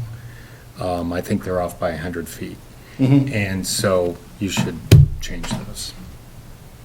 Yeah, and that's just a typo. I think Oh, we're used to 200. And I think totally it's understand. 300. You're not building houses 100 feet below the road. But, since you have this, very persnickety process, let's take care of it. Bartlett, do you have any questions or concerns? Yeah, could you be a little bit more specific about what happens to water as it goes down the driveway from the houses? I mean, that what's Yeah, flat so in that- that drawing, the horizontal? Yeah, 'Cause go ahead, sorry. It's just, you've designed it, Green has looked at it and approved it. But I just would like you to describe what happens to water as it goes down there. You talked about swales and drains. Yeah, But maybe how much Myron go- can how much zoom in goes one into more the time. road? How much goes into, are there any storm sewers there? Yep, so each lot has, either a rain garden or a small infiltration basin. Not only some of them capture the runoff from the roofs to an infiltration system that's below ground, lots 2 and 3, the upper ones closest to the water tower. But then those also have additional detention basins to capture the runoff from the driveways before it kind of enters into the common driveway or the larger section of the driveway. And then on the left-hand side, as you're looking at our plan, there's a swale that runs down the left-hand side, stone swale to help slow down the water, clean it, that captures the runoff from the driveway. And then there's a large basins where the sharp turn is, one on the upper and one on the lower, one both providing treatment, retention, and discharging towards the easterly side or the northeasterly side, towards the wetlands, to the northeast, excuse me. And then the swale does continue down the hill along where that slope is, that with all the tree plantings, you can see all the dots. And then at the bottom of the hill, there's a catch basin or a drop inlet that goes into, there's 2 5,000, don't quote me on the size of the tanks, I don't have that exactly, but they're water quality treatment tanks to help remove sediment before discharging to the drainage system connection on Newtown Road. We reconfigure some of the drainage right at our entrance before discharging into the drainage that's down gradient towards Littleton Center about 100, 150 feet. And you can see they're just almost halfway between our entrance and the entrance to the storage facility. There's a set of catch basins there that we connect into. I had one comment about the landscape plan. I personally don't have any problem with the 2-to-1 cut, but could we talk about any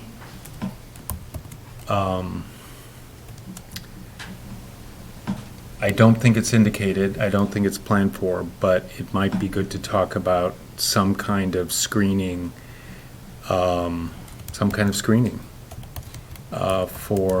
the abutters, in particular where the basin is. And I mean, planting, trees, something. Yeah, so almost where the road turns and goes to the left. Yes. And you can see the first turnout. That's hard to see, but that's 300 feet. So, you have a turnout at 300 feet, and then there's the detention basins on your left and right. Well, So I'm thinking mainly, Yep. along here. Mhm.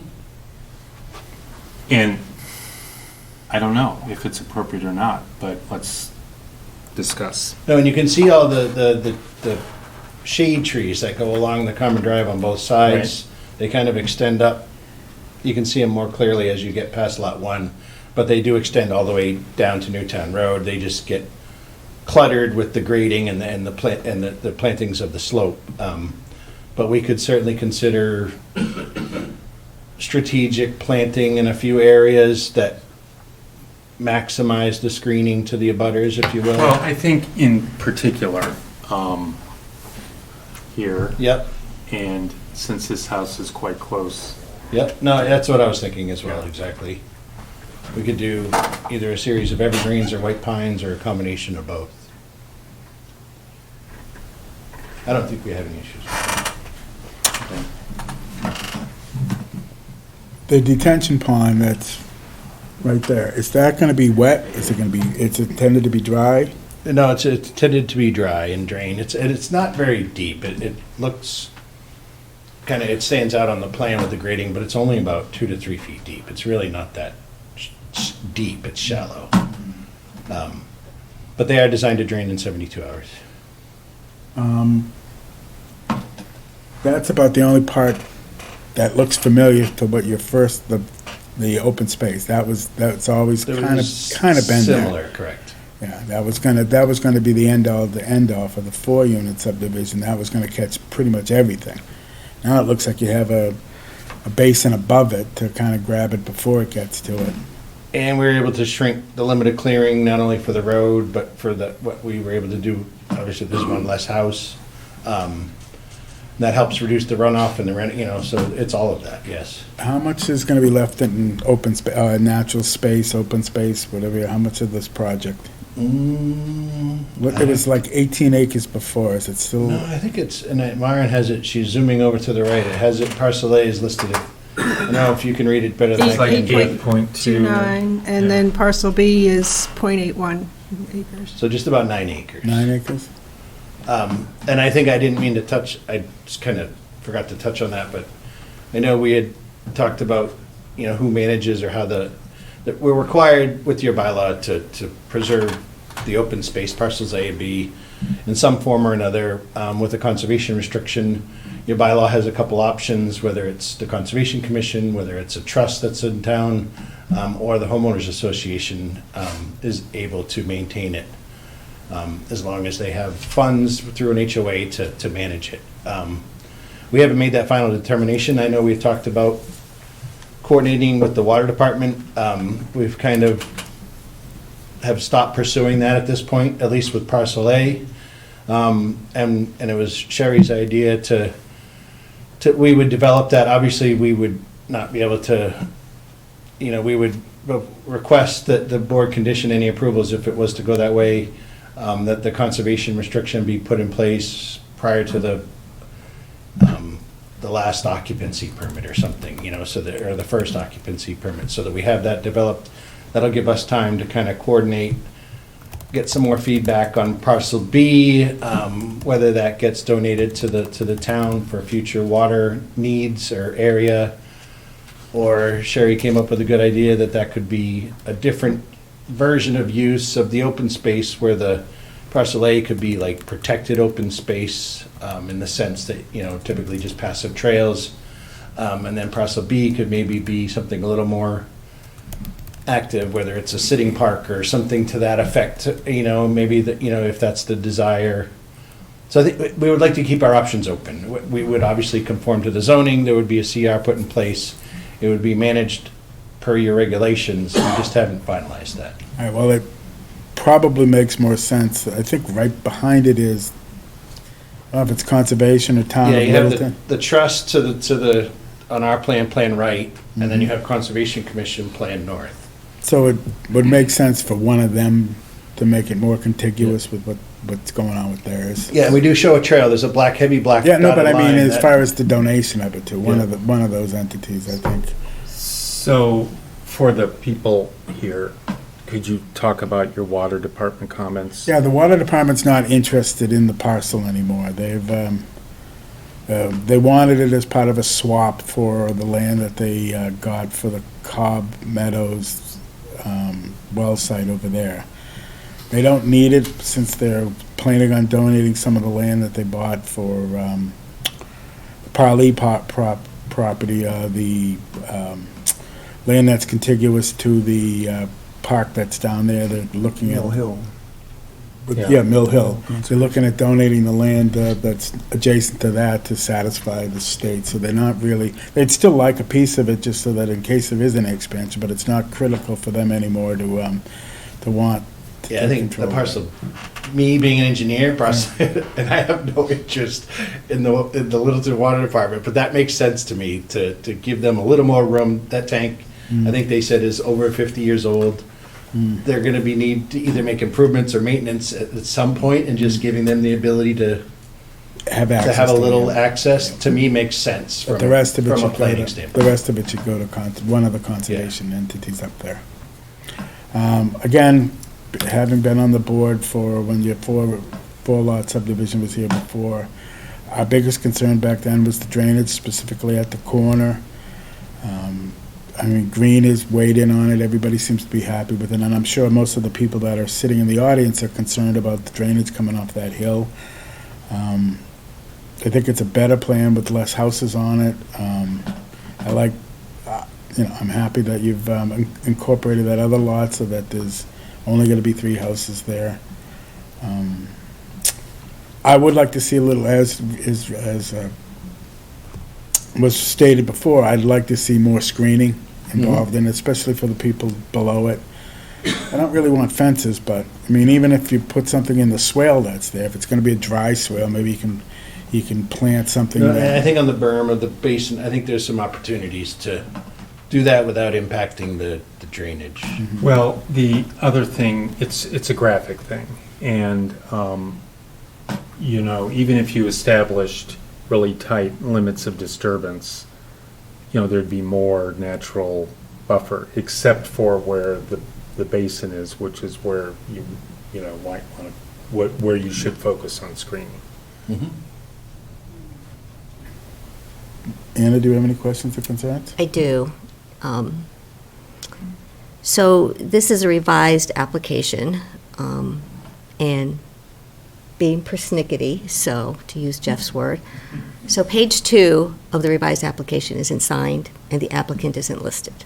So I would like to ask Maureen to please not accept applications anymore that aren't signed.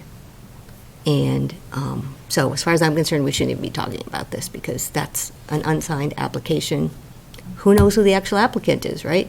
So I just want to point it out from the standpoint of crossing your Ts and dotting your Is, please. On the plans, page 8 of the plans, there are 2 lot 3s, and I was hoping you could explain that.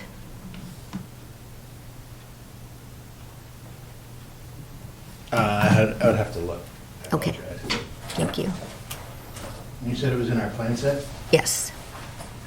There's only 3 lots, so if there's a Right. typo on one of one of the labels, it could be a ghost label from carrying over, because we do have different viewports at different scales, and so sometimes some of the text carries over from one viewport to another in AutoCAD, which Ron, is that the is plans different right there sheets. that you have up? But if you go up the driveway, the first house on your left is lot 1, and then clockwise, lot 2, lot 3. But you said, what sheet was it again? I'm sorry. Sheet 8. We can certainly make sure that that's corrected. I brought my glasses just for this moment. You said C8? Yeah. Yes. I'd have to look, I mean, ours, I don't, you might be running. So Lot 3 is the newest addition, and so it's Oh, I just labeled it twice for confusing. clarity. Well, you labeled it for Because we had that clarity, extension going down to 305, so I was. right? But it We makes were it just look like there labeling the are lot two in Lot two different 3s. areas. There's no two Lot 3s. I was labeling it twice because the lot extends down, kind of around the common drive and out to to Tehadawon, so I just, So you're saying that the for new, clarification purposes. you're saying that the newest addition lot is actually part of another lot? Its frontage is that lot that goes down to the street, correct? It would help if included. you could We'll put pull it up up, Can you pull up the plan land, Myron? because I had a similar question about. And that's why I put I think that what you're label there. talking about, because you have this little ribbon that goes around the perimeter, and I was going to ask why that was So there. it touches the bottom lot, because that's, That's the frontage. right, Yeah. that's, got rid of that took the Yeah. four lots Yeah, out. That lots was the- 1 and 2 access Newtown Road, their frontage. Yeah. Lot 3 comes in and down to Tehadawon. So you were reminding, Correct. yes. So I can understand, because you can't really, you can bear, it's just like this little, like sliver that goes around, Right. yeah. So, There's only one Lot 3, though. That's, You well, might want to that's kind of just what I was put, figuring, but again, being able to pay attention to those details is important, especially if we're going to be There we go. If you accepting. stop right there. edits. well, I think the other one was better. that's the old one, that's the Yeah, existing. you that's- wanted the one up. That one's actually the old configuration, we don't want to look at that one. So right here, This is This what's is- there today. yeah, I think this is what I We're was. abolishing all of those lot lines. This That's was not the one I was looking at, though. Okay. Yeah. So, So, can we go to page 8? Going the wrong way.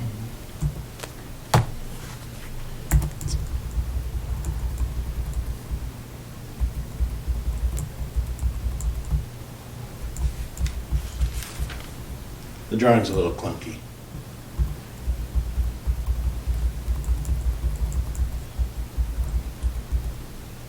There we go, right there, 2 Lot 3s. Right, and And that little symbol there signifies they're connected. that they're connected, correct? That So little that Z, provides the frontage for Lot 3. Correct. correct. Which is what we discussed at the last meeting, and we went through it in detail to make sure that this board was comfortable with the configuration before we went to peer review and did all the work that we've been doing since May. We asked them to do that. so what was Right. the purpose of the little sliver, right? Previously, it was just to provide was it access to the previous? open. Oh, okay. That was a different layout, different Gotcha. concept. So this one, it's just, that little Z is just to show that those 2 parcels, because there's a stone wall that exists there and the stone wall remains, so it's confusing. And I was just trying to clarify that. Okay, so just to be clear, what you're saying is that for Lot 3, it gets its frontage from that particular lot. Correct. The other Lot 1 and 2 gets its frontage from Newtown Road. Correct. Okay. So one of the things that we had talked about last time because of and you're asking for a waiver on the shared driveway. So you had mentioned that you were going to talk to the fire department who had a concern about the shared driveway. So what came of that discussion? They didn't have any issues with, we went through the turning diagrams, which were provided in our traffic report, they're not in the plan set.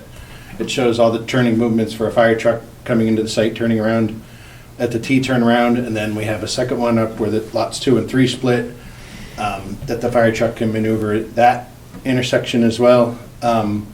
And that our discussion with the fire department was more the placement of the hydrants. And it was less about access. He didn't raise any concerns for access. Okay. It would be great to be able to get a letter from the fire department to that.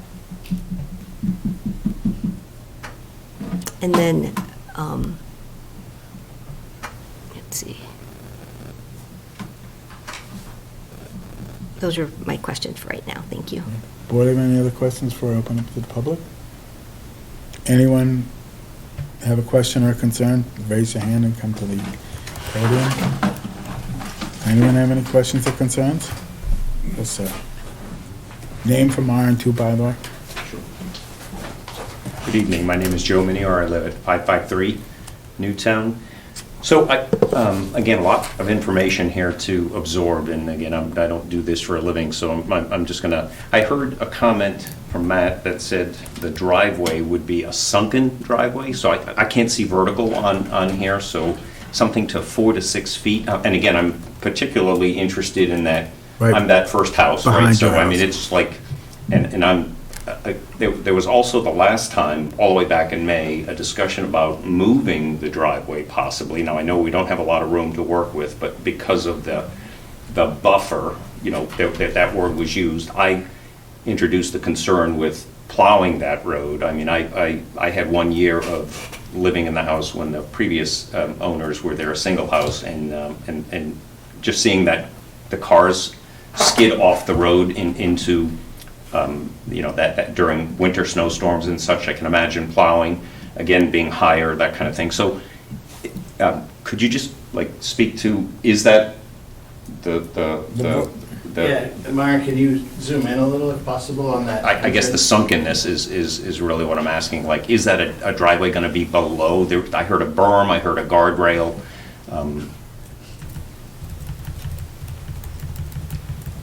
And it's, again, that first entrance from Newtown Road at that, before it makes that, well, really that whole stretch. Yeah, that whole, anywhere you see that kind of shaded crosshatch and all those contours in there, that's all within a cut. So that's all below grade, so your house is right below that, so it doesn't come out of the cut until you're almost to where the 305 comes into play. Can you explain to what Yeah, you mean by a cut? I see diagonal lines, I don't Yeah, understand no, what you mean. you'd be cutting into the existing ground by 4 to 6 feet. So It the would be piece lower. beneath the driveway below would be higher than the driveway, is what, that would be that berm, so those little tree, that would be much higher, the cars would be, Lower. I would only be seeing that. Right. And it's 4 to 6 feet lower? Lower than what's there now. Behind your house, for the section that's directly behind your house. So the cars would be down much deeper, and any plowing would have to get above that berm, or, you know, Correct. Okay.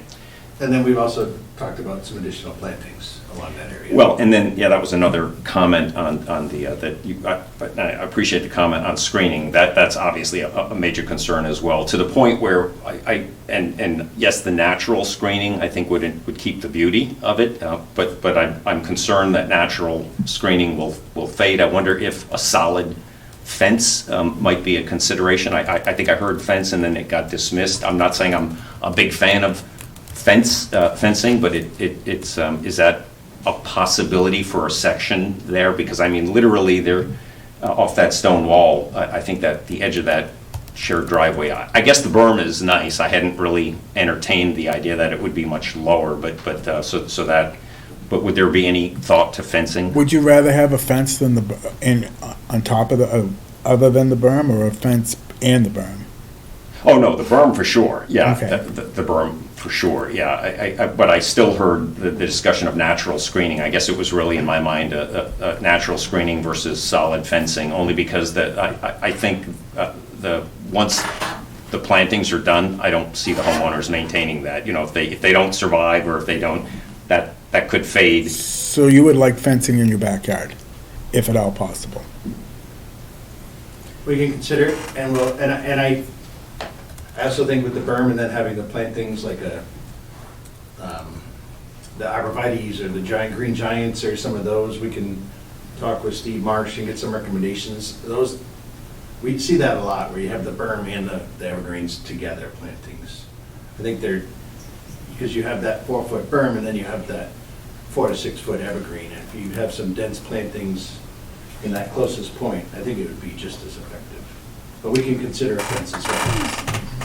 So, on Goldsmith Street, on the left hand, if you're going out of town, there's a situation where there's a berm. It's an actual, raised leach field with the arborvitae that he's talking about.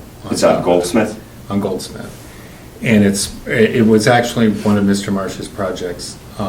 It's around where the stable is. Oh, yes, I know that, okay. So if you want a visual Sure, of what I will that go. might be. And in my view, I would rather have that than a fence, Aesthetically, okay. because Okay. also fences break, and, Yeah, that's a good point, that's a good And point. it's more natural. And I have to be honest, the jumbo arborvitae's in a couple of years are huge, absolutely huge. That's why you put the jumbos in. They grow like 3 feet a year. Okay. After the first year, they even go faster, because I put them in myself to screen some of my stuff, yeah. They're fantastic. Okay, yeah, I guess at this point, I was just looking at, again, just kind of shooting from the hip here, trying to think of all the things early on, but, and so obviously there was a discussion of a site walk on the driveway. It looks like we're pretty settled now, and I'm not sure that there was a lot of ability to bend that away anyway, given the lot, the plots. Yeah, and then obviously stormwater. I mean, we've had like a biblical summer here with rain, and if ever the concern, again, just from the gentleman on Tahattawan, Robert Barney, who cannot be here, again, just saying how devastating this summer has been in terms of water, and we've seen it. We planted grass and it's just dead because just washed away, and obviously, but any addition, and I know there was a lot of discussion, green, I heard pages and pages, and I'm fingers crossed that all of those detention basins and the swales and the gardens do what they're supposed to do, because especially with what we saw this summer.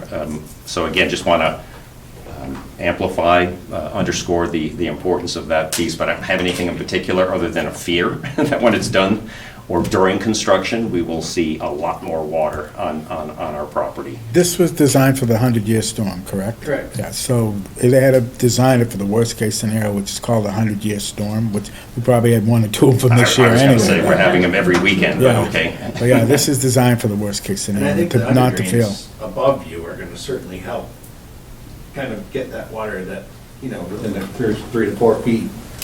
Because we have underdrains it's best management practice for the construction of that road, where we're cutting into the slope to have that underdrain underneath the roadway. So I think that will help your property as well. well, your property will be protected by the swales of the road. The road, all the water is going to be going. Well, that berm, right, is that what you're speaking to? So, I'm thinking of an Olympic bobsled chute here where it captures it and sends it. And then you can see the big basin at the bottom of the road, which doesn't exist now. So, I'm not an engineer, but conceptually, it seems like this may be for water better than, I think, and they're required to design so that their water doesn't go onto your property, so. No, I understand, yeah, I've just, I'm familiar with human disappointment on design, and I just don't want to be the benefactor of that if I can avoid it, but, yeah, that's all I can think of. I'm sure there are other comments, so. Thank you. Appreciate it. Anyone else? Yes, sir. Good evening. Tiago Garrido, we're at 559 Newtown Road, so we are facing lots 2 and 3, like right on the bottom of the hill there. And I guess my only 2 concerns is, on the May meeting, we had talked about doing a walkthrough of where sort of the lines, the sight lines are going to be, as far as like where the clear cutting is going to be. And so I guess I just had a question on the plans. When you see all this dark green space here, so I don't know if is there any way we can move so I can see the lot that's like abutting here. This is my lot here. So this here in like all this dark green space, does that mean clear cutting, or like what does that mean there? No, that signifies no cutting. No cutting, so that will stay as like vegetation. The limited clearing is the transition from the dark to the kind of bright green. Okay, yeah, so I The guess. bright green would be lawn areas, the dark green would be. Dark green is maintained. maintaining what's there now? Correct. Okay, that's great. So I guess, yeah, I was just hoping that we could see sort of where that line is going to be really at the end of my property there, because we have a lot of tall trees that abut right on our property line, so we're just hoping that at least those could stay, because if you cut all that down, we're going to be staring right at the lots 2 and 3, and they'll be staring sort of down at our yard with the elevation. And also, if we can keep some of that, I think it would also not allow a lot of that water, obviously, if we keep like the current vegetation in there, to come down our yard. Because really, we lost like 50% of our yard right now with all the rain that you were just speaking about as well.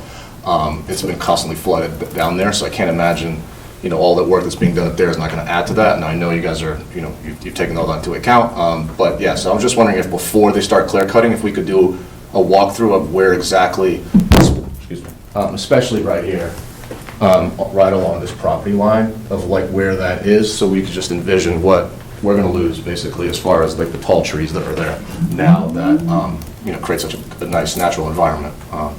So really, it's those are the things that I would just like, if we can commit to doing sort of a walkthrough before any cutting is done, to see where those lines are along the abutters lines. And we say it a lot, but other times, I don't know if Littleton requires, like, the limits of clearing, whether that's the flag limits of clearing, the erosion control.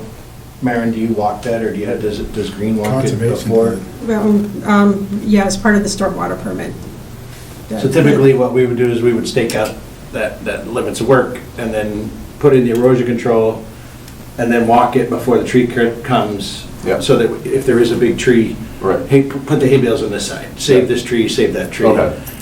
To the extent practical, if Sure. it's 20, 30 feet away, it starts to impact, the layout and the design, but Right. if there's certainly trees that we can preserve along that line, Yeah. that's definitely something that I think we would want to do as well. Okay. The tree guys get, they see trees, they want Right. to take every other tree, but Yes. we would try and prevent that, That's is what I'm saying. right, and I know, but as we know, obviously, we lose all these tall trees, and replacing them takes years, obviously, to get all that back, and like I'm saying, so ideally, if we could at least see where those lines are going to be before they start cutting, just because we've heard some horror stories with the 555 project, where they said they were going to cut, and then they came and they cut, and then there's really no recourse after the fact, so that's what I'd like to avoid. But those are, otherwise, I think all the other concerns have been brought up. Thank you. Thanks. Anyone else? Okay. The board have any other questions? So I don't have any more questions at the moment, but I do have a big, overarching concern. So this is supposed to be an open space development, is that correct? Mm-hmm. And so the number one item in the decision criteria is that the dwellings are harmonious with the existing neighborhood. And based on what the abutters are saying tonight, they still have concerns about this. So I would say that if we aren't going to have a site walkthrough before a decision is made, then I can't even consider voting on this particular application. I think it's owed to the residents that they get an opportunity to go to the property and see what's going to be planned. They can take photos, they can hold them accountable in the future as to what is and isn't supposed to be done. I question you're asking that it's not in harmonious with what's around it. You're preserving as much open space as you can. You're putting only 3 houses on it as opposed to, I have no problem with the site plan. I have no problem with the site walk, any of that stuff. If you want to do that, I don't think you guys would have a problem. No issues. But I mean, I don't see where you can say this is not harmonious. I think the site there's a topographical concern there, and they're doing everything they can to address it. I think they're, compared to some of the subdivisions we see or some of the site plans we see, they're trying to minimize the amount of trees that they're cutting. They're leaving a huge part of it as natural space. So I think they are trying to do the best they can, given what they have, to keep it harmonious. But as far as having a sidewalk, I've got no problem with scheduling a sidewalk before we approve it. We can stake out the 3 houses and center line with flags, rough, just GPS plus or minus a foot, so that we have the common driveway, or the shared driveway, excuse me, and then the center of the 3 houses. How long would it take you to do that? We could do it next week, no problem. Okay. Beginning of the week, we could stake it out. So we could continue to the 26th and have a site walk on next Saturday? Does that give us enough time? Do you have stakes at the lot corners now? No, not necessarily. Well, I that think would- there is monuments, there's drill holes, there's stone walls. Okay, I There mean, is if monuments, you I just- could- They're not flagged. We haven't been out there in a little while, so Yeah. they tend to disappear quickly. I mean, there's several, there's just 3 or 4 of the left-hand side that I think would help the owners understand. I mean, that was basically what we heard, is I want to just know where my property line is so that, you know. If you could stake the road and then kind of where The the houses, edge. and then, I think when we have that road, we'll be able to, the property line is 30 feet to the right of the road, or we can certainly put in some property line stakes.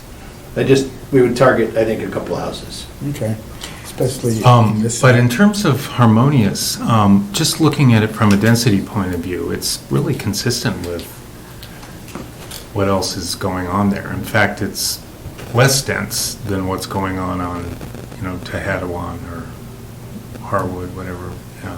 But anyway.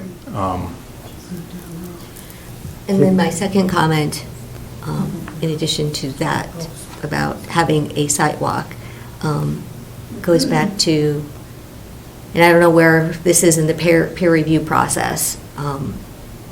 If we do have a future meeting, I would request that Green International be here for some of these questions.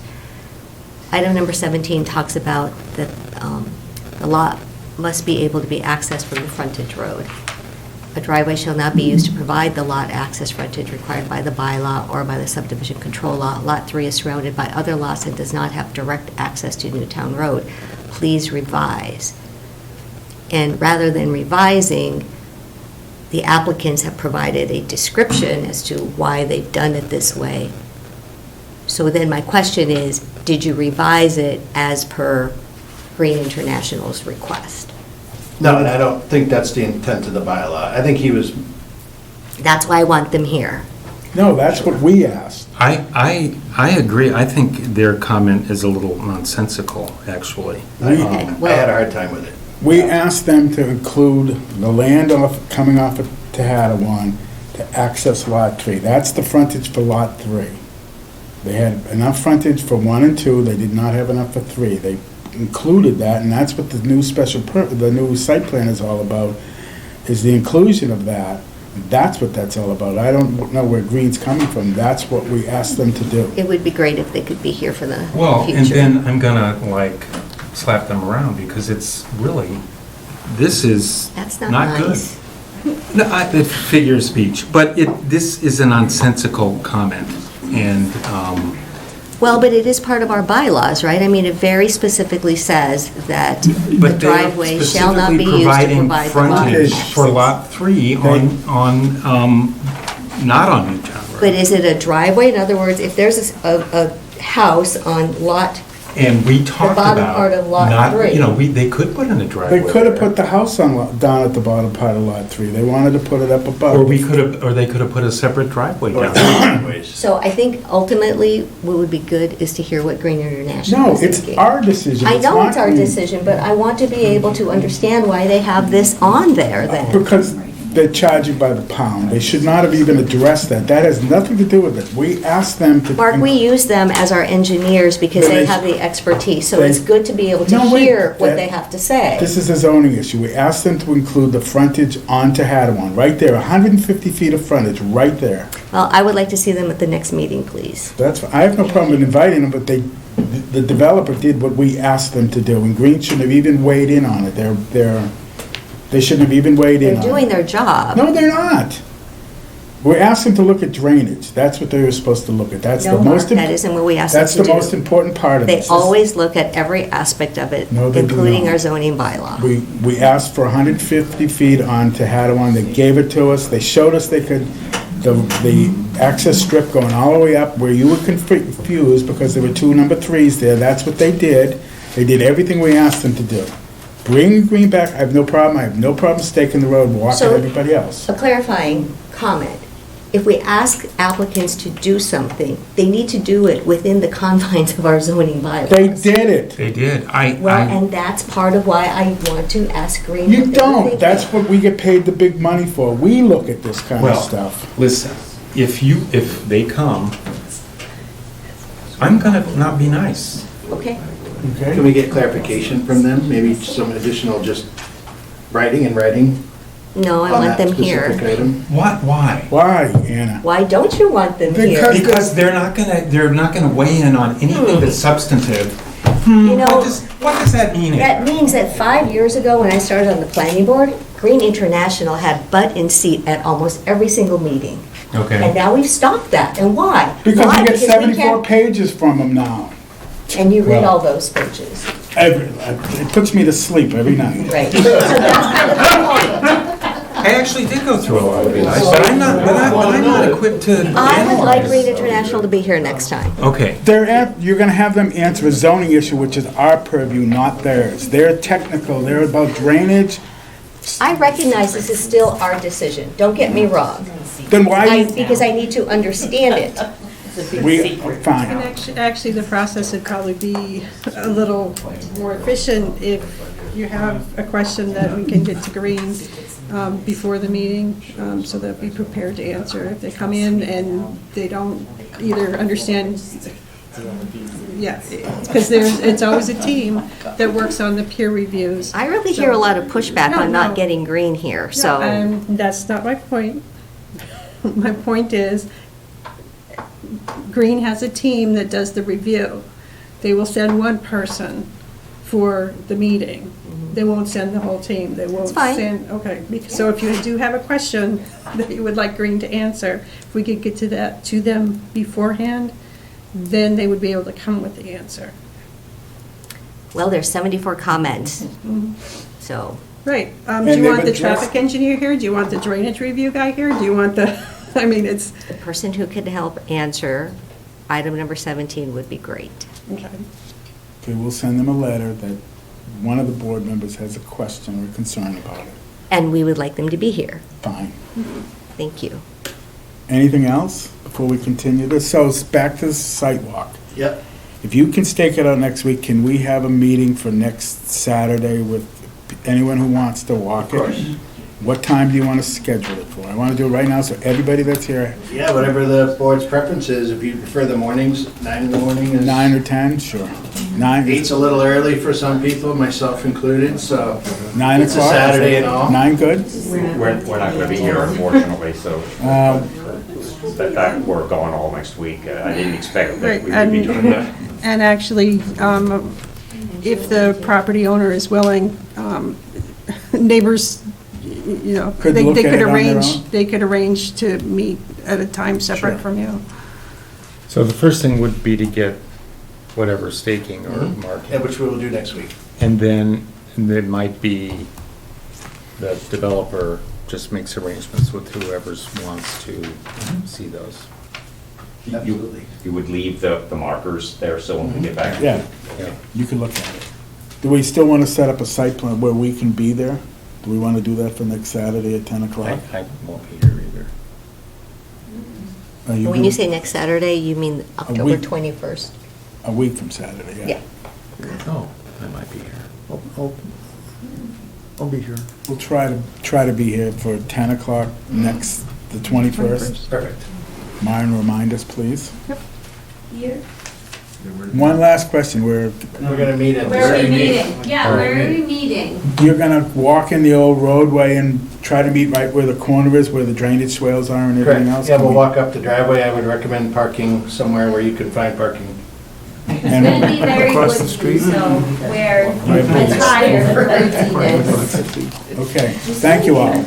Thank you, we'll see. So Yep, continue. thank you So we're very gonna much. continue it till the 26th, is that good for you? Absolutely.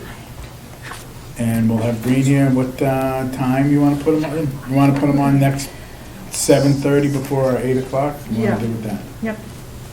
Okay, perfect. So I assume we're not at a point where we'd be drafting a decision at this point? My standard answer is always, I'm happy to take whatever help the applicant is willing to offer on drafting a decision, but then the board takes it from there. Right. So if you wanna bring a draft decision, Perfect. we can look at it. Doesn't mean we're gonna approve it, but we can at least look at it. Right, because it usually takes a couple meetings. Thank you. Thank you. Okay, where are we now? So 8 o'clock we continued. So We already did, 8 o'clock, that's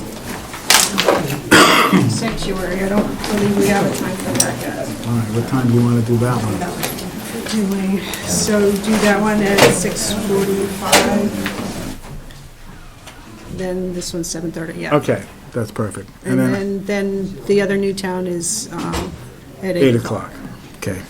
All right, we have an 8:30 continued public hearing, definitive subdivision, King Street Common, 550 King Street.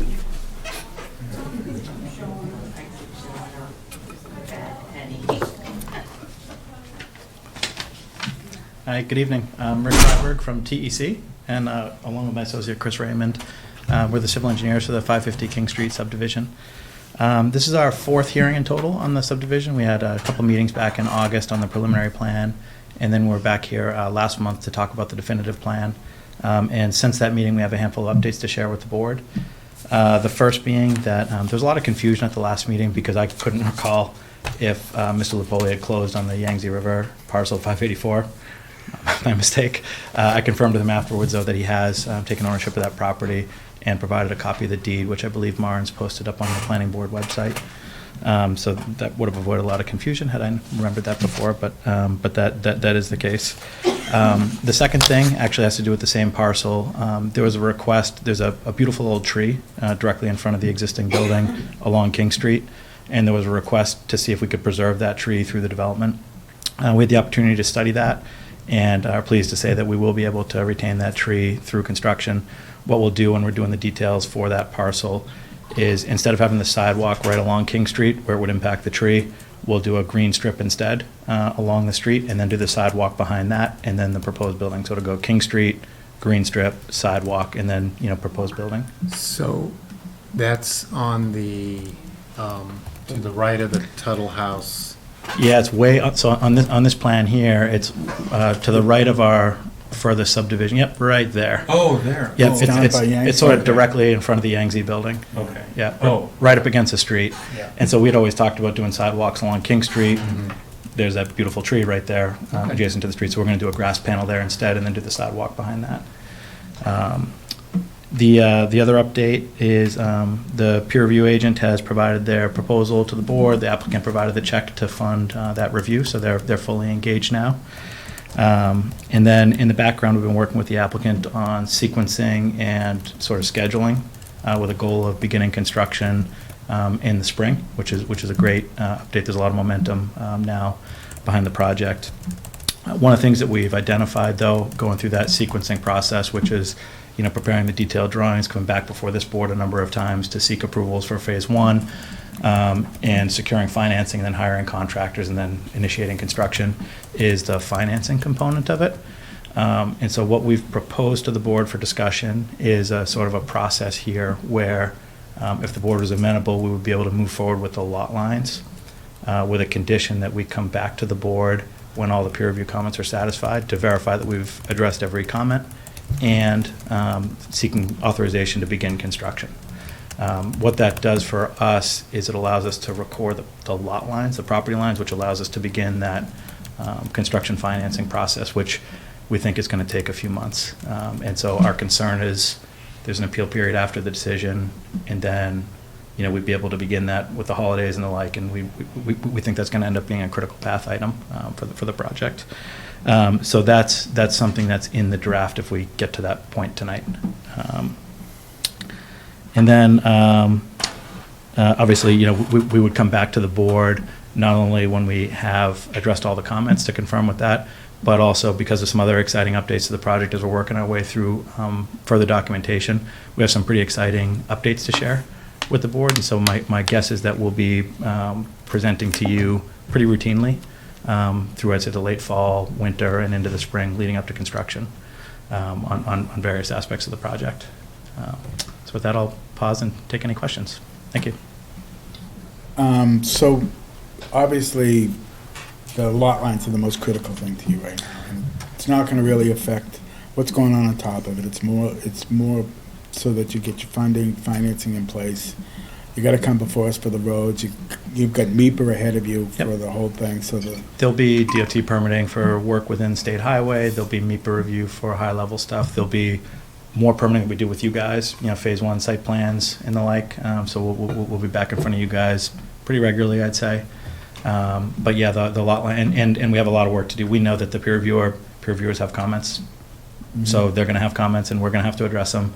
And so our proposal, we have all winter to do that, though, to hammer through all that stuff and make sure that we arrive at a point in the spring where they're satisfied, you're satisfied, and we'll come back to you and ask if it's okay to begin construction. So what's your gut feeling about scheduling? This week, we don't meet with you for another, when are you thinking of coming back? I have to look at the submission windows, but very soon. So I think we'll be back in front of you, I guess, depending on the November schedule with the holidays, I would think we'll be back in front of you as soon as November to keep talking. And then I think December and probably January and February, and it might be monthly. Yeah.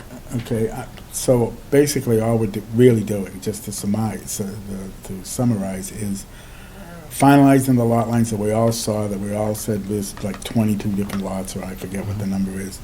You're not changing any of that, everything's staying the same. You're not presenting roads, you're not presenting the front door mitigation, none of that, that's all, we're gonna address it later, and we're gonna address it in the MEPA process. So all he basically is asking us is to keep the process going and just commit to the lot lines. That's right, yeah, we really are interested in recording the one sheet that has all the lot lines on it. And that sheet doesn't even show the details of the roadway, it's purely lot lines with lot descriptions, meets and bounds, things like that. What sheet is that? I'm sorry, Mara. Good There's a lot of sheets. This is not what we saw last time with the roads on it. No, that's a singular, yeah, what we did was, before they were zoomed in, and we Yeah. had a whole bunch of different sheets, so we did one sheet that sort of showed the roads on it, but it would be, So near the end of this one, right? yeah, if you just look at the legend there on the, just scroll down just a So little bit. I'm a little confused. I thought for sure that after you got done with the preliminary that you could do it anyway. You're telling us that you really can't, you need, We need approval, yeah, so I think it would be that attachment at the end, Maren, the definitive subdivision plan of land, which might be at the very last plan. Of course. I thought you, with what we gave you the last time was enough. It's not enough? No, so we need an approved subdivision plan that we could record to create the lots. Yeah, those are all the cross sections. It'll be before page 26. It would be, or actually maybe even on the first, I'm sorry, Maren, go back to the website. What's the overview plan? That's what we were just looking Is at. that what we were just looking at? Whoops. That one. No, that's. What about the, so that shows all the lot lines on it. It's this plan without the roadway detail. Right. Yeah, so if you just zoomed It in. would just be good to know which plan it is that you're referencing. Yeah, I know. Thank you. Yeah. When in doubt, go to paper. So can we put this into more understandable terms? Because I know I'm going to get questions on this, because it sort of sounds like, we're going to be approving this without you all having even gone through the peer review process, right? I mean, that is what you're asking. So, yeah, so we'd be seeking approval of the lot lines before going through the peer review process, but not approval of the design, the roadway design, which is sort of the nature of the review. That basically we're saying that in order to actually build any infrastructure, we have to come back to you after we've satisfied all their comments. And that what we're proposing is basically an approval of the lot lines, which is a pretty minimal, it's basically just, are each of the lots, legal lots, do they have the required frontage and square footage? So we don't need peer review for that. No, the regs are pretty black and white on what is a lot. So that's kind of the point that I was commenting on, is so if this is truly all we're going to be approving, then the peer review process still continues on for the subdivision. That's right. Okay. Yep, that's right. Yep, it So continues on. That's the one you're talking about. You're talking about Yeah, it's those three plans. Were there any changes to the So- lot lines from what we saw last time? No. Okay. No. I mean, we had a hearing on those lot lines. That's correct. Yeah. I thought we were done after that. I thought we were too. Yeah, so And- this is kind of a surprise. But Yeah, but you'll- you're saying that you need a vote to approve A the lot. subdivision. Lauren, these aren't posted. As soon as possible. And then the Peer review the continues. roads and all that stuff will Comes later. come Yep, later. yeah, we'll work through those, and those are gonna take some time to go through with the peer review. I'm sure it'll be, through the winter. And our thought is that we'd return to you in the spring before we start construction to bring the peer reviewer, say, verify that we're all good, and seek authorization to begin the construction. Because there's a number of things that they have to, so not just review of the technical design of the roadway, They're in the package. recommendation for like a No, they're bond. not. Not in the electronic amount, version. and Not in the like, electric version? That's gonna take some time to go So- through. We The saw other- them when he This- presented, Right, it's. and they're it's on this- that plan, right? Right. That's the overview plan, and then this is the subdivision plan. Unfortunately, the electronic version doesn't include those 3 sheets. The other three, okay. I think The original submission would have, Oh, yeah. okay, well, that's further down Yeah. the page. I've got that one. Yeah, Well- but there were no changes to the lines. I guess my comment was, how can you tease us with these exciting developments and not talk about them? Can I say I'll be back soon? I want to show you pictures. I don't want to just describe. I'm not a good orator, so. So you have Oh, renditions, baloney, Yeah. you're not a good orator. so you have renditions of what you think it's gonna look like in the future? Just I'd say they're working drafts of renditions that will be ready to show you real soon. Yeah. November? As soon as November, yeah. Yeah. Okay. They're with the renderers now. One of the, you might remember, a little teaser about, is that okay? One of the major challenges we had when we were going through this, the special permit process for the master plan was pedestrian access east to west through the site. You might remember parking lot, we had a lot of surface parking, and that created some sort of challenges for pedestrian circulation. We wanted this to be a really pedestrian-friendly area. I think you're going to love when you see the updated plan for that. Essentially, we create a pedestrian-only street through the whole east-west corridor of the site, where there'll be no vehicles at all. Retail facing each other. It's going to be. I think you're really going to like it. So it's gonna be like a green space? There'll be green space. There'll be pavers. Be the Rose Kennedy green space coming right yeah, through like the middle of this? something like that mixed with Faneuil Well, Hall. we'll look forward to seeing Yeah, that. I know a lot of folks really appreciated the fact that they were able to participate in Oktoberfest at the site, and a lot of folks said, so this is what we have to look forward to, and I really commented heavily that that's the plan, is to be Yeah. able to have a very community-based environment at that site, so Yeah, so I think that worked well. Yeah, without spoiling the renderings, but so there's going to be this beautiful green space, the park that we've always talked about along King Street. That's going to be directly connected to this pedestrian corridor that runs between all the retailers. So there'll be storefronts that abut to that pedestrian corridor that'll empty at the green space, really help activate the space. It's beautiful. For outdoor restaurants? And much less surface parking than the plan that we all looked at, approved about a year ago. All the parking gets hidden way in the back with the new plan. The use of the space for Oktoberfest was brilliant, Mhm. because that came up, that, oh yeah, we can, we're gonna have a space that we can do stuff like that. These community events, yeah. Yeah. Yep. Right. All right, so the question is, do we want to approve the lot lines that were presented to us? I'm fine with that. I'm fine with that. Yeah. And let them keep coming back before us with Yeah. all Yeah, the well- peer review and everything else? Yeah, I expect we'll probably see it once a month anyway between now and the spring. Yeah. Okay. Are you all right with that? We're not approving roadways, we're not looking at traffic and that, we're just giving him the blessing on the lot line so that he can. And we go had to- we had a public hearing on those lot Yeah, lines. we did. I thought we were all done. I did too. Yeah, this is our fourth public hearing technically. We did have one change to lot lines after the very first meeting, but they've been the same for the last two. I'm good. Can we make sure that these plans that we're talking about get uploaded, Yes, providing us with the appropriate files? we will, yep. So,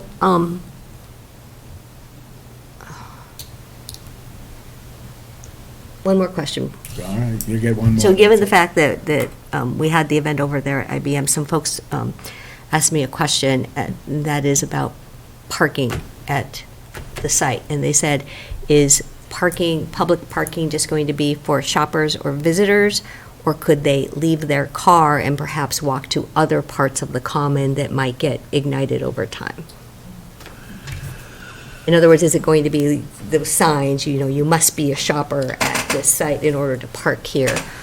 Because in addition to that, there are going to be the apartments, and they will have visitors who come and see them. So ample parking, I guess, is the question that I got. Yeah, there'll be ample parking. We'd be selling ourselves short if we didn't have enough and I'm just kind of thinking through the mechanics of this, property management issues, et cetera. But here's what I'll say. So the garages may be at least primarily for the residents and commercial tenants of the site, but there's going to be on-street parking along this roadway network. And the way that we've described it to you guys always is that these would be permanent public access easements on these roadways. So I would take that to mean also in including the parking along the streets that are going to be there. So I'd say yes, there will be a public parking supply beyond just that for the tenants and commercial users of the site. Well, not only that, but I don't know if you guys know or not, we've gotten $400,000 to augment the shuttle service that we already have. That's right. Yeah, and we've always talked about doing a transit stop on the site, next to the green. Is there going to be specific parking for the transit stop?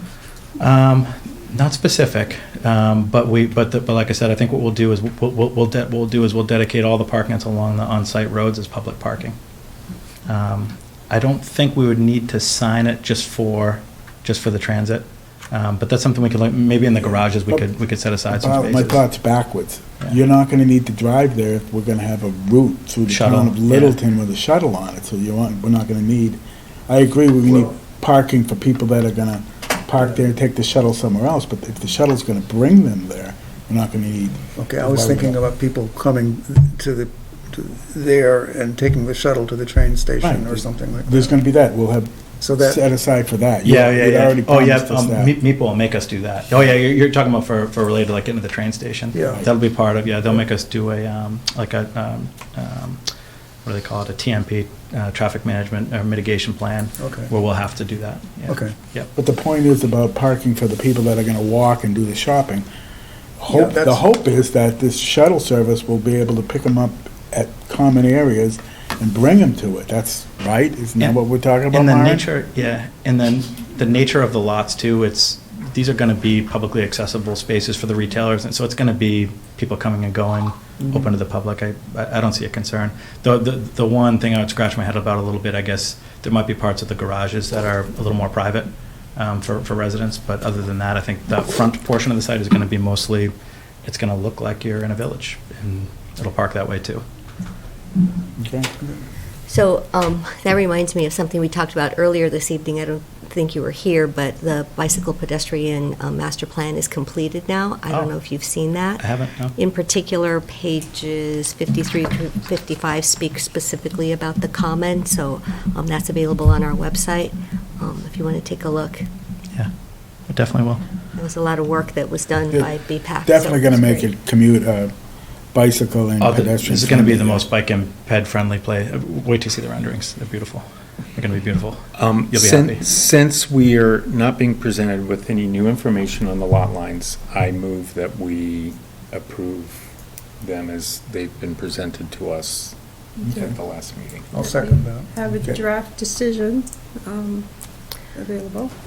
Well, the draft decision has language in it, though, that is, it talks about pending final peer review, and it's not as clean as what Jeff just moved, so.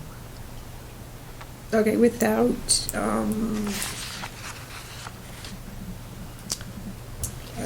And the reason why I say that is because this decision talks about a definitive subdivision plan, and we just said that we are not approving a definitive subdivision plan. We are only approving the lot lines that we've seen before. And if that can be put into. Definitive subdivision, sorry, a definitive subdivision plan creates the lot lines. That's the process. And it's a Form C decision that's required. Whether or not you want to include the findings and conditions is up to the board. And since we don't really have any findings or conditions because we haven't had peer review, we can just approve it as it is. I don't know why. Well, the findings are sort of not general, correct. which is fine, but when, like, you get to 7, it's a subdivision of land and supporting infrastructure depicted. We're not really depicting any Right. supporting infrastructure. That decision doesn't support what we're saying about just approving lot lines. I mean, Board of Health even commented, right? They have comments that would need to be added into such a decision. There are performance guarantees if we're actually doing a subdivision. So there needs to be some alternative to calling this a subdivision plan, because we're not approving that. We're just approving the lot We lines. are, but Could we scroll down just to the Exhibit A, yeah. the conditions? Oh, yeah.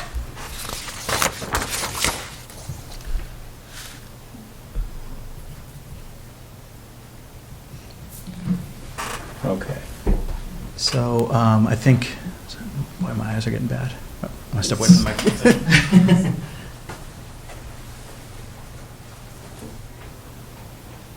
Yeah, so this outlines the process that we just talked about. So the important one is number 7 and 8 and 4. So the owner agrees to pay all the cost of construction inspections of any consultants that you hire, and we have to fix any issues that they find. That's what number 4 says. Number 7 says prior to beginning construction, they have to prepare a stormwater pollution prevention plan. That's something that you'll see, is that basically protects you, from construction-related impacts. And then number 8 is a substantive one that talks about putting in place the bond, deposit, and securities. So why does that need to be in this particular? Because it means that we can't. To satisfy the town's requirements. Yeah, it means that we can't begin construction without having that in place, without identifying it and having it in place. Okay. And that's something that'll come through the peer review process. I'm just, Number 1 refers to right-of-ways or streets. The right-of-way established. Yep, they'll be privately owned and maintained Yeah. with permanent public But easements. Is that shown on the plan that has just lot lines? Yeah. Okay. I've got Mr. Sanders with his hand up in the back before his hand falls off. Go ahead, George.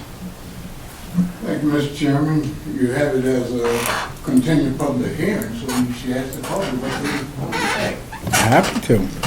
My concern is that at the last public hearing, George Sanders, 672 Great Road, at the last hearing, they talked about this piece of property that was under review, which was the restaurant up here. Is that still included as a part of the bullet on that now? The bully owns that now. Okay, thank you. He said that earlier that was one of the first questions he said, George. Well, I didn't catch it. Oh, okay, thank you. Thank you. So, I understand where you're coming from, but there are so many other things related to our Littleton subdivision control laws that we're not addressing, including the Board of Health comments that aren't in here. The final peer review's not done. There's criteria. well, we can't wait for the peer review to approve this. We can't. And I'm okay, Yeah. but if that's the case, then the language that's in here needs to be solely focused on the narrowness of this. In other words, this is written too broadly for what we're trying to do with just this. That's all I'm saying. It doesn't let us do anything except for record the property plan. Anything else, we have to come back to you to demonstrate that we've satisfied, that the bond has to be in place, that the peer review is complete, that any comments from town staff are addressed. Basically, we would have to come back to you before we stick a shovel in the ground, but all this basically allows us to do is go to the registry with the plan to begin the financing process. I know what you mean. It's not written specifically to the narrowness, but the conditions are so restrictive that we can't begin construction without satisfying these things. Yeah, I don't have a problem with it because we know. How many votes do we need for this? 3? Mm-hmm. Do you have a problem with it? I understand Anna's concerns, but I also understand that as we go through this, we're going to be going through A lot more. Yeah. Well, like I said, I don't have any problem with approving this just for the lot lines, but if it's going to include all this other language, I'm not okay with it, that's all. Well, I can't recommend that you exclude most of that language because it protects the town's interests. Provides for the peer review, it provides for the security type, it provides, they can't do any work until the board is satisfied, and they will provide the SWIP and the, all the other things that are required. But at the same time, it's eliminating a bunch of stuff that should be in here if it's a subdivision approval, because this talks about under the Town of Littleton, Chapter 249, and there's a whole bunch of stuff that isn't in here. So that's where I'm not. I agree with Mom. We have enough protection in here that they have to jump through all the hoops that are coming before us now. This is just so that they can record the lot lines. That's all this is doing. It's not approving anything else. I get it that maybe the language is a little fuzzy. How's that, a good word, fuzzy? But it still limits. Well, one thing I appreciate about the drafts that Rick's team provides is that they are very concise. They use a lot less words than we usually do, and it makes it, to me, it makes it more clear. Going back to your questions about the Board of Health comments, most of those are state law and don't need to be repeated in a planning board decision. Yeah, we're gonna have me Plus, involved. most of our subdivisions are private septic systems. So I'm okay with it. I'm okay too, although I hear where Pam's I coming understand where you're coming from, and I do, but we've got enough bells and whistles and suspenders and everything else in there that makes sure that all we're approving are the lot lines. I don't have a problem with that. I thought we'd already done it, so I'm good with it. So if you want to That abstain was the from wording voting of it, your motion, approve the lot lines. yeah. Yeah, but this would be the. You actually need this. Yeah, this would be You should the do actual this. decision. Okay. So this is approving the lot lines and then establishing conditions to proceed further, and when we go to the actual design. I don't know, I think you guys need to add in those items from the Board of Health. Now, Board of Health needs to have Well, it. let's go through them. Well, could we just refer, but just referring conditions to whatever sections of the. Board of Health approved the subdivision with the following conditions. So, Right, and that's Board of Health's input to the planning board. These conditions stand as. so you're saying that they're not asking us to include them in our decision? Provide potable water from the That's the way I municipal water read it. system. Connection.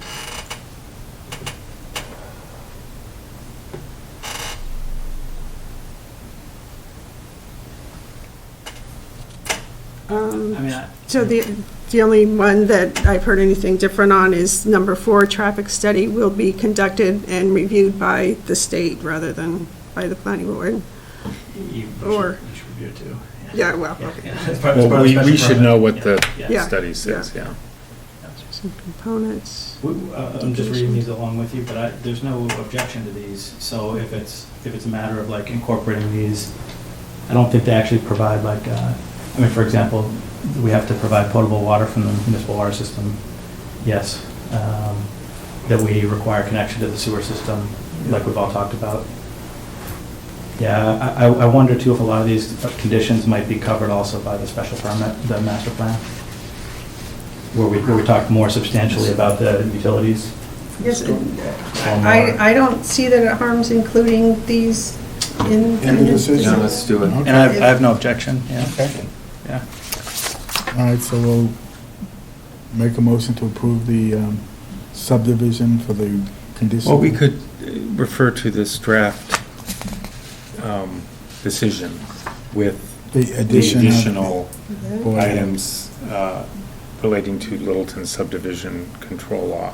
And if you choose with final wording, as per town council, to allow for one more review. Okay. So this is the only time that this board is going to look at a decision for subdivision control, right? No. For subdivision for this site, correct. Then in that case, performance guarantees should be a part of the discussion. the process is addressed in the conditions. And you need the detailed design to be complete before you have a Estimate prepared. estimate. Application for a bond. So usually the, So, yeah, so. a lot of times, previously, the board would discuss at this point the type of bond that you're comfortable with. Where this is a commercial subdivision, where the roadway will not be coming to the town, it's certainly a fair question. Well, we've been told that we have to use tri-party agreements. We've done that for everybody in the future, so why don't we just continue it that way? Well, and then whether or not the town needs to hold a bond for a private roadway is always a question to entertain. I don't Not think, require a bond for a distribution center circle. I don't think we can if it's gonna be a private roadway. We can't bond it. They have to build it. Yeah, and we'll be requiring from the contractor a 100% payment performance bond, because, So the- for the landowner's protection anyway. Right, so it's more between, And them, right. right, so can we So do what- this? Can we include that in? Can we clean this up, send it to town council and come back and sign it on the 26th? Will that work? Good by me, yeah. Yeah? Is that good by everybody else? I feel comfortable with that, and by then, we would have these posted. And Okay, why don't we do it that way? And I'm comfortable with the town council going through. Yeah, making sure, but sounds like everything's in there to protect, but let's run it by them, let's get the final details, final wordage, and we'll sign it on the 26th, hopefully. Okay. That's only 2 weeks away or something like that anyway, right? Yeah, it is 2 weeks. And it would be so great if we saw some beautiful. Yeah, can you A little, bring us okay, I'll bring us anything? a little bit of candy, okay. Yeah, just Even give us one. a little, Yeah. little something, you All right. know? Everybody's been asking us what's going on out there. I'll bring, there's one particular one I have in my mind. I'll bring. Okay, that would be great, thank you. Thank you. Good night. Thanks. Okay, we have nothing left, what? Procedure, do you want to close the hearing and just vote next meeting, or do you want to keep the hearing open and continue? Why don't we keep it open and we'll close it and vote it next week, just in case something slides up or something like that. So that leaves us. Is that good? What time? You should be, yeah. Cool. We're excited, we're looking, now at least moving forward. Before, it took you forever to get here, now you want to come every month. I know. Well, we had some sewer things to figure out. Oh, yeah. Are you going to show us at some point sooner or later the incorporation of the Chinese restaurant? Yeah, I think that'll be one of the first things that comes back. So, we've showed you the master plan for everything else that didn't include that. Now, if that is included, though, you might remember that zone separately. That's Village Common zoning, VC. So we'll do a separate application, but we want to show you both at the same time, so you can see sort of how the whole picture fits together. So that's the last piece of the puzzle, though, really, right? Last piece of the puzzle. Is the mill building in any way included in any of this? Not in this, so we view the mill building as a phase of the project, but it's, because it's separated by a Great Road, it's not critical to understand how all the components connect together, as, say, like the Yangtze River site, because it is That's part of it. physically adjacent, Yeah. yeah. Great, thank you, guys. Have a good Thank night. you. Thank you. Thank you. I move. We We adjourn. We adjourn. Second? Second. All those in favor? Aye. Aye. Cool. Here's a copy of the owner's comments on the ZTA. Oh, yeah.